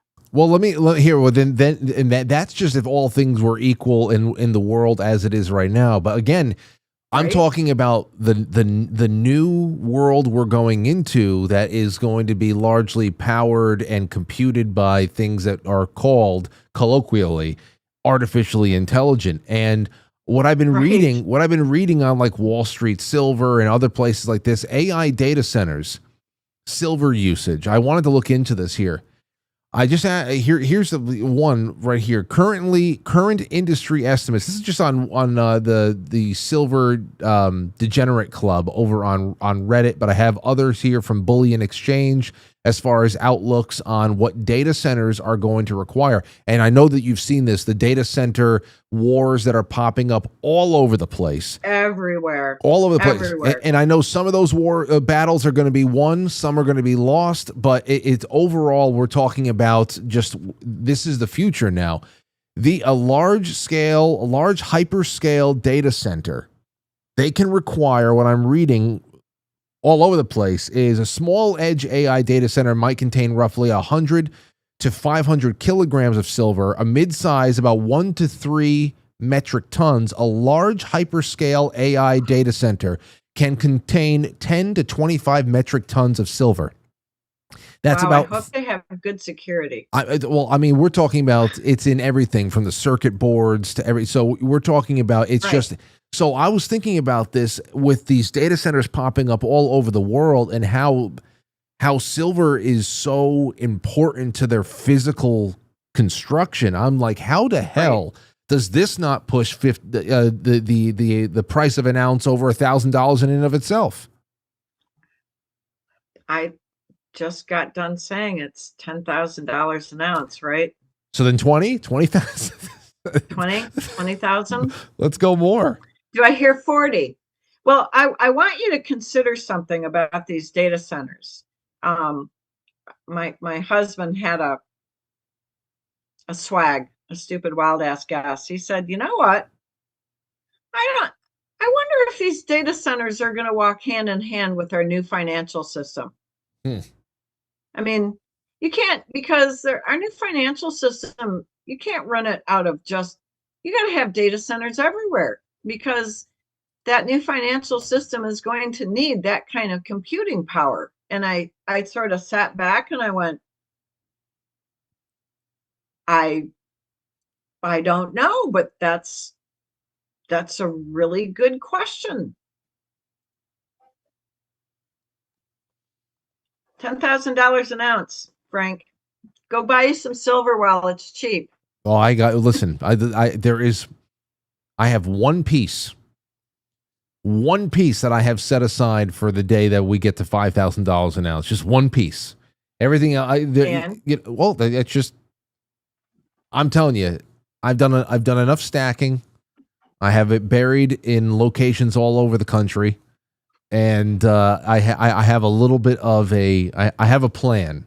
So let's see. Good. Let's see when we go north of 5,000 an ounce. That'll be a good day in the Frankly household. We'll be celebrating. Yes, we will. Yeah. Everyone will say, "Oh, it can't go higher than 5." Well, hell's bells! You didn't think it was going to go higher than 100. 100. I know. They laughed at you. They'd say, "Are you a silver bug? You a gold bug?" Anyway, Listen. I have been called batshit crazy by so many people in my family that I stopped talking to a lot of people about the batshit crazy ideas that are running through my head, because it turns out I've been right an awful lot lately. So, hell, you don't want to listen to me? Fuck off. there you go. There you go. Straight from the curriculum right there. That's right. It says it right at the bottom. That's it. When you give your children the parting shots at the end of the semester, there you have it right at the bottom. All right, fuck off for the summer. See you guys later. The parting shot at the end of the semester is usually, I told you on the first day how to get the grade that you wanted. I put it in the syllabus. If you didn't follow the syllabus, I don't know what to tell you. I didn't lie to you. You just didn't want to pay attention to me. I don't want to hear shit from anybody about the no whining, no emailing me on the day after the semester ends. Oh my God, I didn't get the grade I wanted. The day after the semester ends, I'm done. I'm finished. I bet you are going to be, and you probably already are, so many people's favorite. And I'm sure that for years to come, you're just going to be bumping into former students that are doing all wonderful things. And I want to hear some of those stories from you next time we talk. And we got to do that. Linksync.com. We put it on the screen again. Yeah, there it is. Put it on the screen. Now, I want to show, to let the audience know that in the classroom, those are all of my Principles of Economics lectures. Oh, wow. See? And if you go back out to the Freedom Lectures, click on Freedom Lectures. Those are all of my Atlas Shrugged lectures, the major ones that I do in class. And so people can join my class. Hi, everyone. Free to use. See, there you go. Wow. It's just PowerPoints, but my husband built that part of the website for me so that I could have a repository for the major lectures that I did in all of my classes. This is wonderful. Yeah, and so there's no cost to use this. We put this together initially because we were holding conferences on free markets, and then COVID killed it. But we decided to keep funding this website so that we would have a library of all of my interviews and all of my classroom lectures. And, I got to give kudos to my husband. He built this whole thing, didn't know shit from Shinola, and then learned everything about how to build a website and has magnificently kept it up for the last 8 years. So, well, it's definitely a throwback. It's coherent. You can find everything, but it looks very 1990s. He had a vision. But what I wanted to say is you don't have to join the website. You can just, as you did, just click on the links. If you want to join, you can. There's I don't even remember how to do it anymore, but it's very easy to do. It's very intuitive. People are welcome to listen, go back and hello. Sorry, that was me calling you in our from April of 2020. Was the first time you were on the show really when I was doing one of those shows from my bedroom or from my home? Yeah. Hold on, look at this, guys. From your bedroom. Yeah, well, that was Aurora's first bedroom in there. Once, Okay. Well, this is April of 2020, so Lauren was already pregnant. We hadn't told anybody yet. The reason why I'm actually broadcasting from home right there, Robin, is because my computer here at the studio, the coolant system broke, and I was so pissed off because I was supposed to announce Aurora's coming on my birthday show. So I was doing like 2 weeks of shows from home while I got the other computer fixed, and that was when we had our first discussion? Yes. Wow. Yeah. Yeah. That's it's been a while. Oh, look at how cozy it was in there. Look at all that. No, I bet it doesn't look anything like that now. Oh no, that's like a spare room for my mom. She has a recliner in there. That's it. There's just a recliner. The paint's different. It was what a room. I had a lot of fun. I did a lot of good work in that room. Anyway, this is so great. I might even look through some of this stuff myself, to be honest, just for memories. You know, the thing is so many of the interviews that I did, I'm like I said, people have called me batshit crazy for years, but it turns out if you go back and you listen to the interviews, I had a pretty good beat on what was happening. Indeed. And so not trying to toot my own horn, because that beat on what was happening was the end result of an awful lot of research and listening to a lot of people out there in podcast land. And so it behooves people to listen to people that you can't really stomach, because maybe they say something that gets you thinking in a direction that you would not have gone in without that little bit of a push.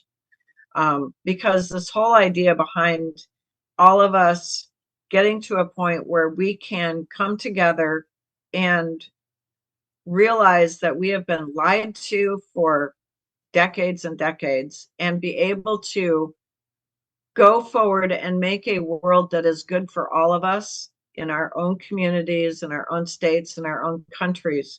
It's really going to take some work on our part. You have to be able to hear what people are saying, and maybe you won't be able to actually step into their shoes, but this is going to take a lot of talk. Yeah. A lot of discussion. Well, it's better. And that's something that most people have not had practice at. It's better than the alternative, right? When talking stops, then that's when the fists start to get flying. And right. Anyway, well, this is, as always, a wonderful conversation. We almost did the whole show together, and I am looking forward to the next time. We got to get you on in the middle of the summertime. We're here at the tail end of spring. Right. We got so much cool stuff coming at us, Frank. We need to get back together so that we can talk about the new currency that's coming out, so that we can talk about the new financial system that's coming around. And it's going to blow your socks off. It really is. We've got such good stuff coming, not just from the Trump administration, but really all around the world. Keep listening to Barbara Boyd and Susan Kokinda from Promethean Action, because those ladies are some of the sharpest little grandmas I've ever seen. And they have a good bead on what's going on. And it really is good stuff that's happening. And maybe you really will get that fireside chat from President Trump, laying everything out and saying, and this is the direction we have to go now. Hey, you know what? I'm all for it. And yeah, whether it all turns out the way that they're saying it or not, they've been easy to listen to only because it's delivered without drama, and And I just like to see, like you said before, I'd like to see how everybody else is taking things. And hopefully we get to the point where we are, we're heading toward the elimination of income tax and property and capital gains and everything else. That has to go away if there's ever going to be a future. It has to go away because the future is going people. Away. Okay. It just bank on it. Trust me, it's going away. The Fed is going away. The IRS is going away. Property taxes will go away. Your state income taxes will go away. All of that will go away. Okay, well, maybe we'll be able to talk about that in the next time you come on. Maybe sometime in mid to late July. I'd love to see where we are on that because I'm about to go ape shit over here. So let's get rid of all these taxes. That would be great. And Dr. Robin McCutcheon, link-sync.com. It's been great to have you on. All the best to you. Send my best to Tim as well. It's great to see you. Thank you so much, Frank, for inviting me back. I really appreciate it, and your audience. And hello to everybody on Rumble. I hope you all had an enjoyable listen to our show tonight. Always enjoyable. Take care, my friend. Thanks. You too. Okay. So there we go. And guys and gals, it's 8:43. It's 8:43. It's a good old-fashioned hang out and talk. That's what it was tonight. Give me a buzz. I'm not going on a break. Give me a buzz. 914-200-200-0269. Call me. Pick up your damn phone. Give me a call and call me to Rudy Doo. 914-200-0269. Give me a buzz because I'm lonely. I'm very lonely. What do you think? Like I said, my default settings are not. They don't jive with detours through the Middle East. That I feel that even if we do have issues out there with hidden hands of influence, that it's very easy to cause trouble for them without having to take out the planes and the Navy and all that other stuff.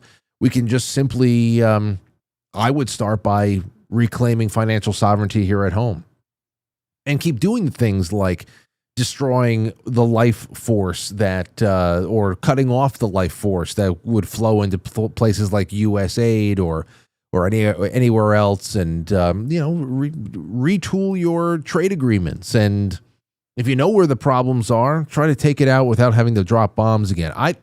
That's just my default setting, but that doesn't stop me from going out and listening to everybody else who has some other kind of an idea of what might be going on that is going to buck the trend of history whenever bombs are dropped to change minds, or to change regimes, or to change financial systems, or to change hands at who controls one strait or another.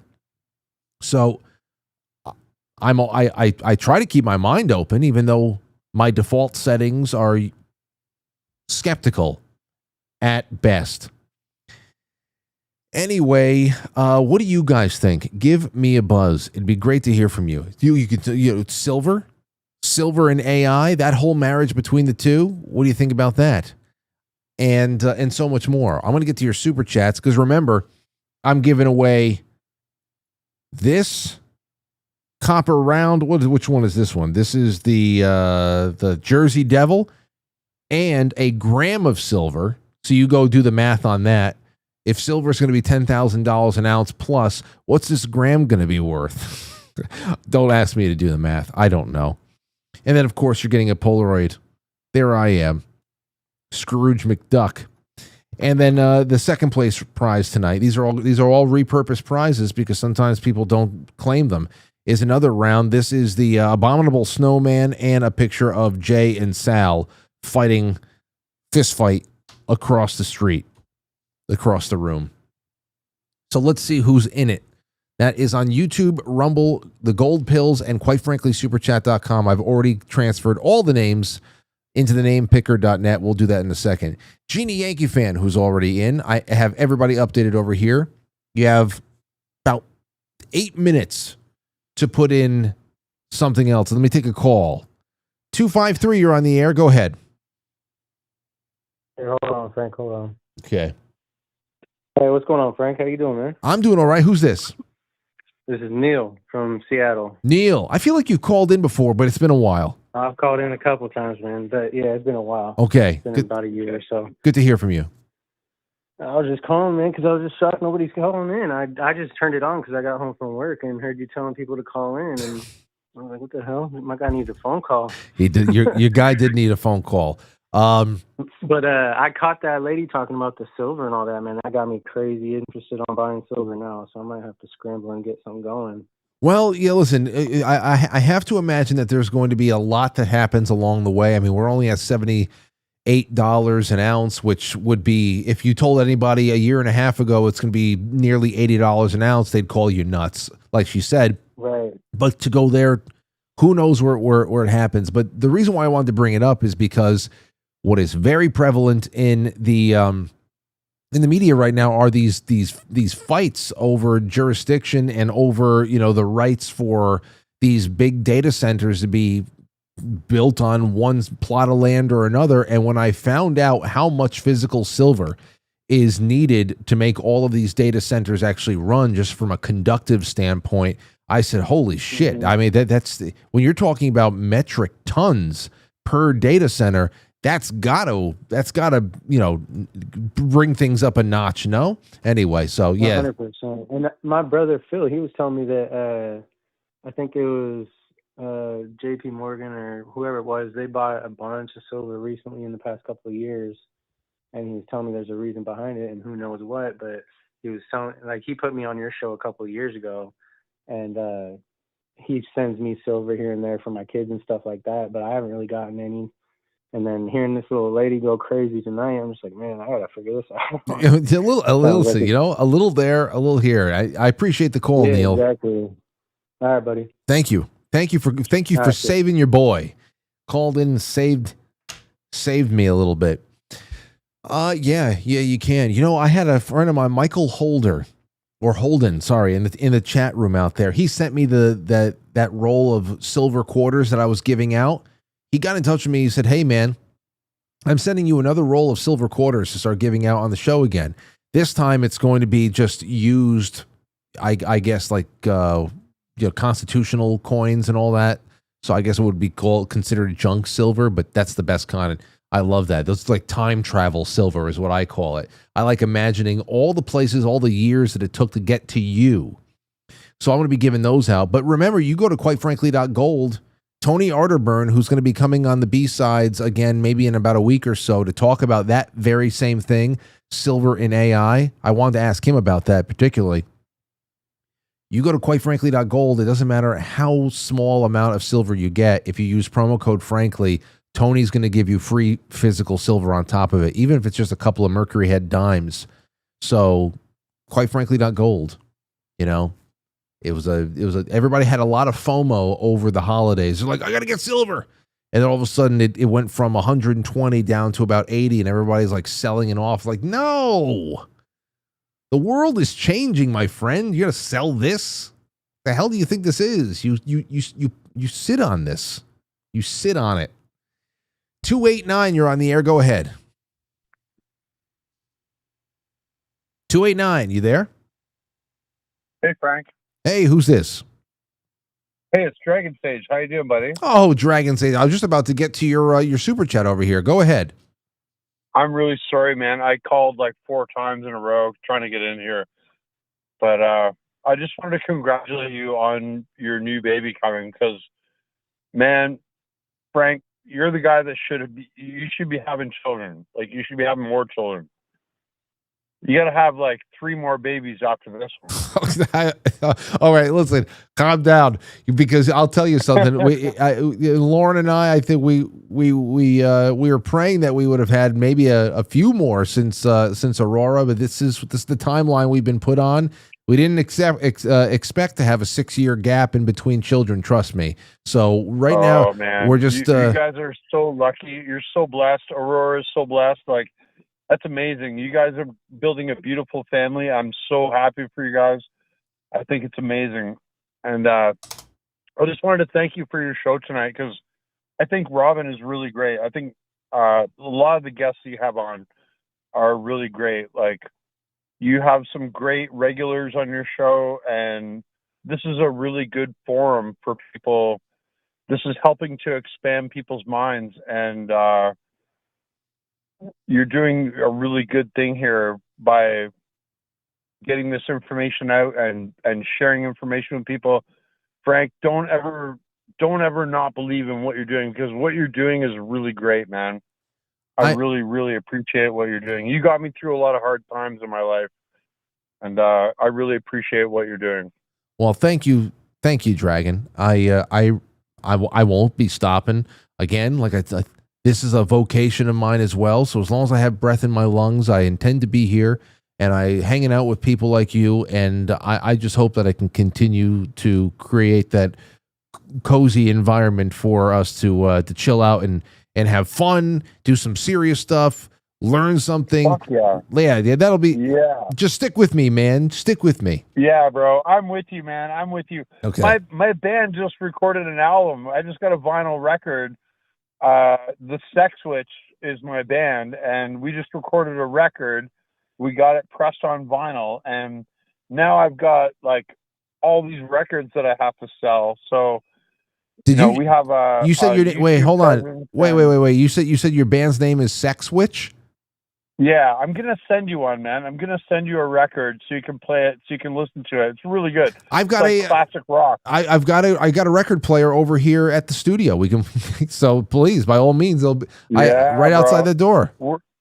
We're like a mid-'70s classic rock band that was captured in time, and we're here in the whatever year we're in here now, and we're still trying to do it. Good. But, send it my way. Send it to the P.O. box. I want to hear it. And thank you for the call. Frank, email me your mailing address and I'll send you a record, man. Okay, you got it. Okay, buddy. Okay, thanks. Take care. Have a good- Oh, shit. Sorry. Great call. Oh, wait. What's his email? Dragon Sage, email me. Or you can go to the sponsor page on quitefrankly.tv, and the P.O. box is in there. The P.O. box is right in there. Yeah, I posted this on Instagram today. There she is. She's, as I said, so dramatic. Has her hand up by her eyes. Oh. It was the early anatomy scan today. 16 weeks. A little bit past 16 weeks. And so Lauren and I went, and man, is this kid flipping, flopping all over the place. Can barely stay still. It's great. She has her own agenda already in there. She has her workout routines already set out. And I'm happy about that. And we got to show Aurora the picture, and she was so excited. She was so excited about that. So, it's great.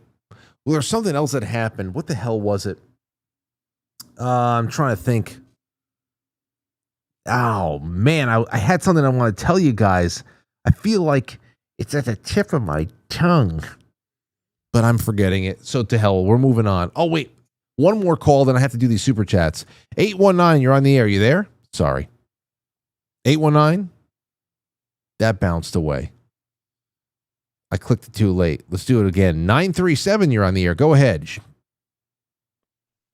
Hello, this is Shane from Dayton, Ohio. Am I on right now?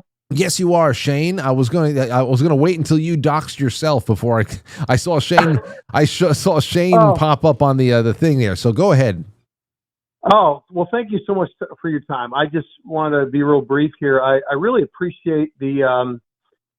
Well, it's nice to see that people are starting to get a little bit more aware of the world of what's kind of gone on, what's really gone on that has not really been forthright. And that has to do with the really a Praetorian Guard system passed down from the kind of the Roman times, how they managed all their broad empire. Well, the city of London, it picked up on that handily. Of course, coordinates with the Venetian system as well as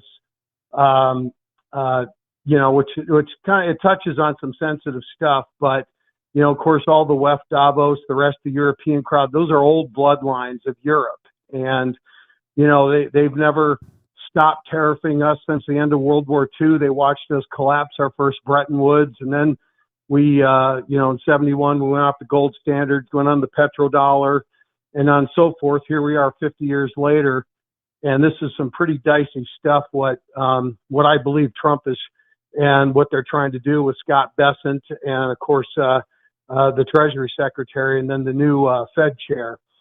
So he's threading a lot of the needles. I'm not like Mr. Hey, let's pump up for Trump, whatever, but I track a lot more because we're off the LIBOR system now. That was the classic LIBOR system, was ran by the City of London, and it was the exchange of all your M2 money supplies around the globe, whether it's $100 bills and mattresses in Europe or money here in the U.S. or whatever. They basically controlled a lot of the exchange rates of the finances.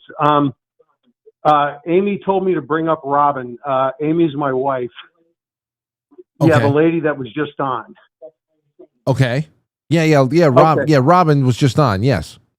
Yeah. So, anyways, Amy just ran. Amy and I have been watching you for a long time. Love your stuff. Oh, Amy, I love you too. It's so I'm happy to have you both watching. Yeah. So, anyways, you got to get on with your with the rest of your show. Thank you so much for taking the call. You're knocking it out of the park. I love seeing the awareness, because the rest of the mainstream media and the rest of the historical Washington D.C. establishment, that's both parties, a uniparty, they've all been through legal means, backdoor means, to all have their coffers filled with City of London influenced calculus of influence that really hamstrings a lot of, doesn't matter what type of administration goes in there. Trump's really got a lot of risk here. And when he did the thing for Iran, it was not just purely just for Iran. All the IRGC, the Iranian Republican Guard, your Muslim Brotherhood, those were all remnants, and you can go back in the archives, research it. A lot of the City of London is a 1-by-1 square mile area. It's got a mayor. King has to ask permission to come on board. It was, I think, 1066. It was deemed, a thing, more formal. But when you go and dig into all the research, it sounds like a rabbit hole, but it's not as deep as you think. Yeah, well, you that kind of. Yeah, and that's what I've pulled away from all that. And Shane, thank you so much, and send my best to the wifey again. And please call in more often. Call in more often, please. And also, God bless you so much. Thank you. You just keep doing the good work. Do the good work. Thank you. I feel very blessed, and I thank you so much. And just make sure everybody at home, you comment, especially if it's after the fact. Make sure that you're subscribed and you keep the notifications on. I bet you any money, after about a month of making sure that everybody has notifications on, because every once in a while people are coming in that haven't seen us in a while. Make sure the notifications on. You won't lose track. Oh, better. Anyway, back to what he was saying. And we're definitely going to bleed over 9 o'clock, whatever. Like I told you, I told my default positions on things and what I am just historically wary of. Many of you share that same sentiment about going off and fixing problems with air raids and strafing runs and all that other stuff, and Patriot missiles and stuff. It's just one of those things where here you feel, here we go again. Other than that, I wanted to be able to bring this into the fold, because who the hell knows? Who the hell knows? Maybe we're pleasantly surprised by something. I don't know. But the other thing I don't know is enough to be able to dissertate on this. But I have watched the Promethean action videos with you guys primarily, almost exclusively, actually. I saw one or two on Twitter, and then I said, you know what? I got to watch this with everybody on the flip side to see what people think. And it was mixed reaction, a little bit more warm than cold reaction, to be honest. And it's a little bit more hopeful, because you want to, here's some more from Promethean Action's website. As far as Iran actions that are not primarily about regime change or endless war. They say Trump's pressure, the strikes, the leverage via China, so through China, targets the globalization choke point. Hormuz, insurance, it's all about, shipping insurances and all that stuff. Finance tied to London. It disrupts the extortion model of perpetual crisis, which equals higher oil and commodity prices benefiting speculators. You see, that's the thing. Maybe if somebody could have, if I had the ladies from Promethean Action on right now that can talk about this, they would be able to go off and give us, a history lesson. But right there, I'd like to know, make this make sense to me.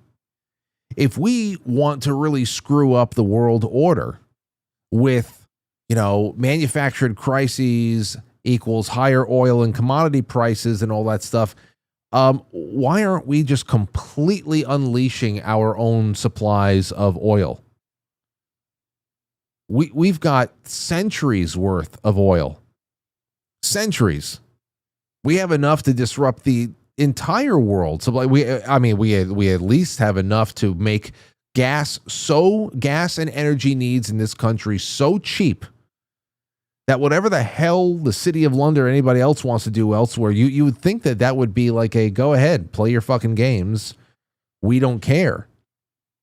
Because aren't those games being played according to this line of reasoning? Aren't those games being played over there to make the United States, a major economic power, bend the knee and fall underneath the purview of the now a little bit less visible British Empire? You think that's okay. Well, there's a domestic solution for this power breaking in the region. Just completely unleash all of our power, our energy. And you say, well, that is happening to a degree. Well, let's do it farther. Let's do it faster. We're at $5 and $5.50 a gallon over here. They say higher oil prices and commodity benefiting speculators. Recent moves, like the Abraham Accords extension possibly for Iran, deals with regional players, emphasize physical economics and development over geopolitics. Therefore, the bigger targets are London and globalism. This is from Promethean Action. And then Trump's multi-front strategy. Pincer moves, rebuilding U.S. industry nuclear power while negotiating with China, Russia, India, pressure on China to aid on Iran, intelligence reform with Tulsi Gabbard, who's not there anymore, ending post-9/11 apparatus in Russiagate. This reshapes trade towards sovereignty and fair deals, not cheap labor and global supply chains. And then the positive vision that they put forth over there. Sovereign nation states cooperating on development, a new board of peace, potential Iran integration into productive order, and ends the rules-based British-led order for a production-focused American-led system, reindustrialization data, manufacturing gains, steel, etc., as proof it's working. See, now, that's like, oh, okay. And then you go and you get a presidential brief or something from Pete Hegseth, and you're hearing things about how it's a holy war. You hear strictly religious, Judeo-Christian reasons why we have to do things. You hear social reform reasons why we have to help out the poor Iranians, the girls, the precious gays. Like you get these reasonings that are not about, okay, you don't want to call out the city of London in particular, it's too inflammatory, then find another way to say it. Find another way to say it. Why pitch the audience, which is the citizenry, why pitch the world on why this very, very familiar kind of a quagmire-looking military adventure in the Middle East is different this time because 40-year-old talking points about nuclear materials being enriched, and we have to bring liberty where there's only tyranny. That doesn't move the needle anymore. This is compelling. If I can get Barbara Boyd or somebody's attention, it's very hard for me to get anybody's attention. I would love to ask that question. Why can't the messaging be a little bit more attractive, a little bit more truly revolutionary? even if you don't want to just call out London itself, why are we being given women's rights and gays' rights and being on a Blues Brothers type mission from God? That's not moving the needle for me. Then again, I'm one person. Maybe it moved the needle for you. So that's why I bring it up. I'm curious to see how people are thinking, and I'm not willing to throw the baby out with the bathwater. And even if Robin and I aren't aligned on everything, she's a friend. I want to see how friends I trust are seeing things. It's okay to not see things the same way. All right, real quick now, let's just get through it all. Stowstube, thank you so much. Jeannie says, appreciate your work, Robin. Thank you. Flim Flam says, here's some coconut relief funds. Oh, we need coconut relief funds. So many things I got to do from now until November. Jay Britt, so happy to see Dr. McCutcheon on again. The world needs more of her. Great show, Frank. Dragon Sage, who called him before. Buying the Usul, a coffee for the Frankly Fremen. What is it? I got the Fremen. Is the Usul? I don't know. I'm not that big of a Dune fan. Is that something Dune as well? Anyway, thank you, Dragon. Let's see here. The Pro Say Savage says upside down face. Upside down cake. Bryburger says silver me timbers. Shotzi in for the raffle. And Two Dogs Mike D says just look at all that silver. Well, it's just a gram tonight. But, Jay Semo over on Rumble says I'll vote for Robin for president. You can be VP, Frank. You got it. Being vice president is kind of like having a vacation, a 4-year vacation. Grandma Grateful says, hello, Frank and Frankly's. Hi, Robin. I love Robin's insights. I had already added all this stuff. I added everything from Pilled as well. JR says, get things started early. Corey J, Silly Boar, Valhalla. AC says, happy Tuesday, Frank. Lynn RC, thank you. Tommy Jekyll. JR says, I have a couple of grams of silver with the Freemason symbol on it. I like the looks of the copper round. Put me in to win. You got it. Oh, I have two winners about to come up. Andrea D says, looking forward to what Robin has to say. She's always a great guest. Tommy Jekyll says, my dad was want to say that if you took all the money from everyone and returned $100, in 5 years, the money distribution would be back just like it was before you took all the money. Yeah. Thank you, JR again. Tommy says, I don't think that the Quite Frankly universe lives in corporate media land. No, we don't. Corporate media doesn't even know what the hell that they're messaging anymore. They're doing more UFO coverage than everything. It's actually making UFO coverage a little bit less attractive to me. And I love that stuff. By the way, Isaac Weishaupt is coming back on the show on Thursday night. So we'll be able to do everything from the 23andMe. I know you guys saw that. Maybe some of you didn't. But the 23andMe, the CIA is either being accused or making the accusation that 23andMe is actually tracking and trying to search for alien bloodlines, which 23andMe, we've been talking about that for a long time. Nights where, like, when Rob would be here or other nights people would call in and we talk about these new genetic mapping services and stuff like that. Say, what if it's, the cover is people are just genuinely interested in being able to fill out their family tree, know a little bit about their background. But what if it's a much bigger thing, which we know it is? They're banking blood, they're banking genetic information, no doubt about it. 23andMe, the owners, the Wojcicki's, and all that other shit. You gotta be, if Pokemon Go, I'll just put it to you this way. If Pokemon Go was exactly what we thought it was, that we were actually helping build a monumental spy hub through which all the information could be shared by the 5 eyes, 9 eyes, 98,000 eyes. God knows. If Pokemon Go was exactly what we said it was, you're telling me that 23andMe and all of these blood collection services wasn't about something else as well? the most popular theory was that they were looking for someone, or they were looking for people of a certain bloodline, whether we're talking the Rh negative bloodline. If we're going to get Dan Brown with it, some people are saying they're looking for the bloodline of Jesus Christ himself. Fallen angels. There's all places that thought was going for, but that it was 23andMe was set up to look for someone or to look for a group of people. And it had to do with biblical origin. So that's going to be an interesting one. We'll bring that up on Thursday night when Isaac Weishaupt is on. Truthful Mama says, happy Tuesday. Hello.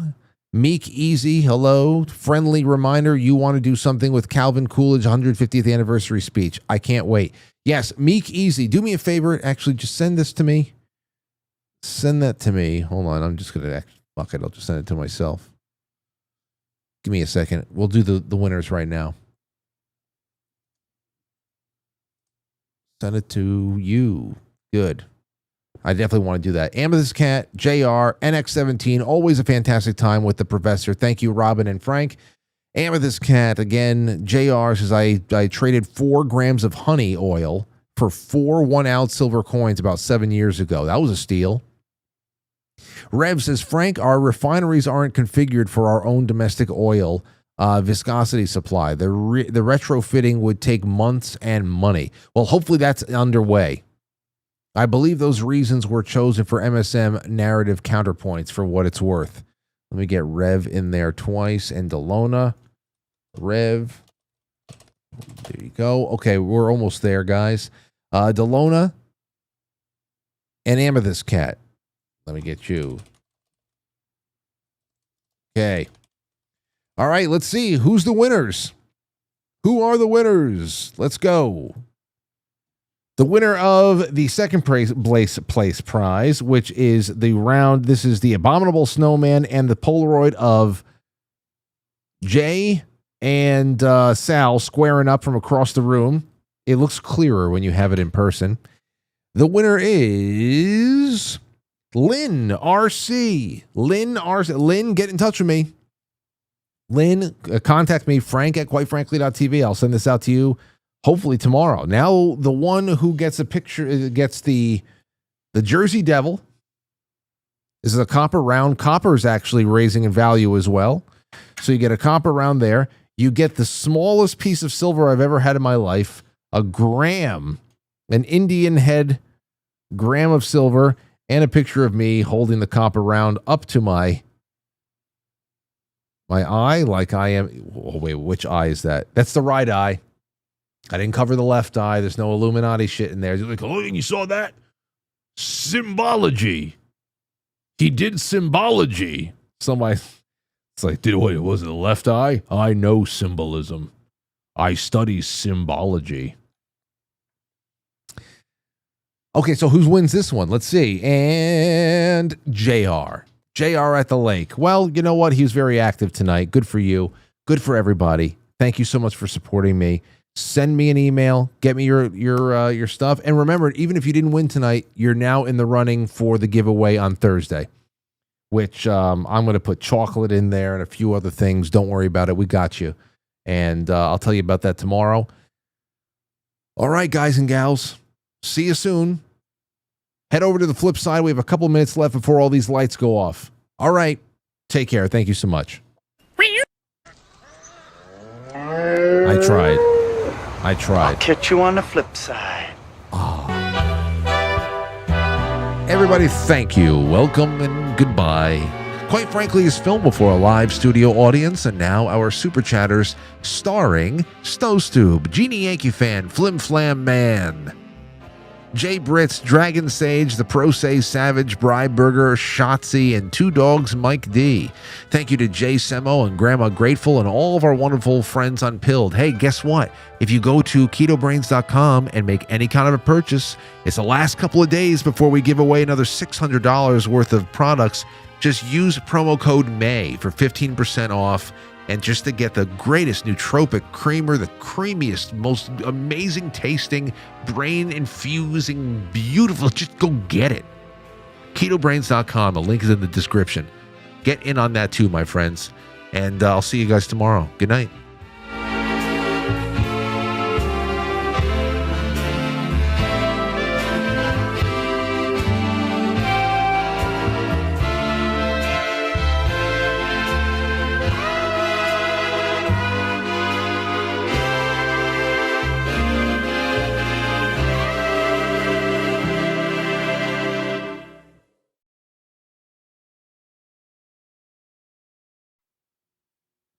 Goodbye. All right, that's it. Thanks everybody.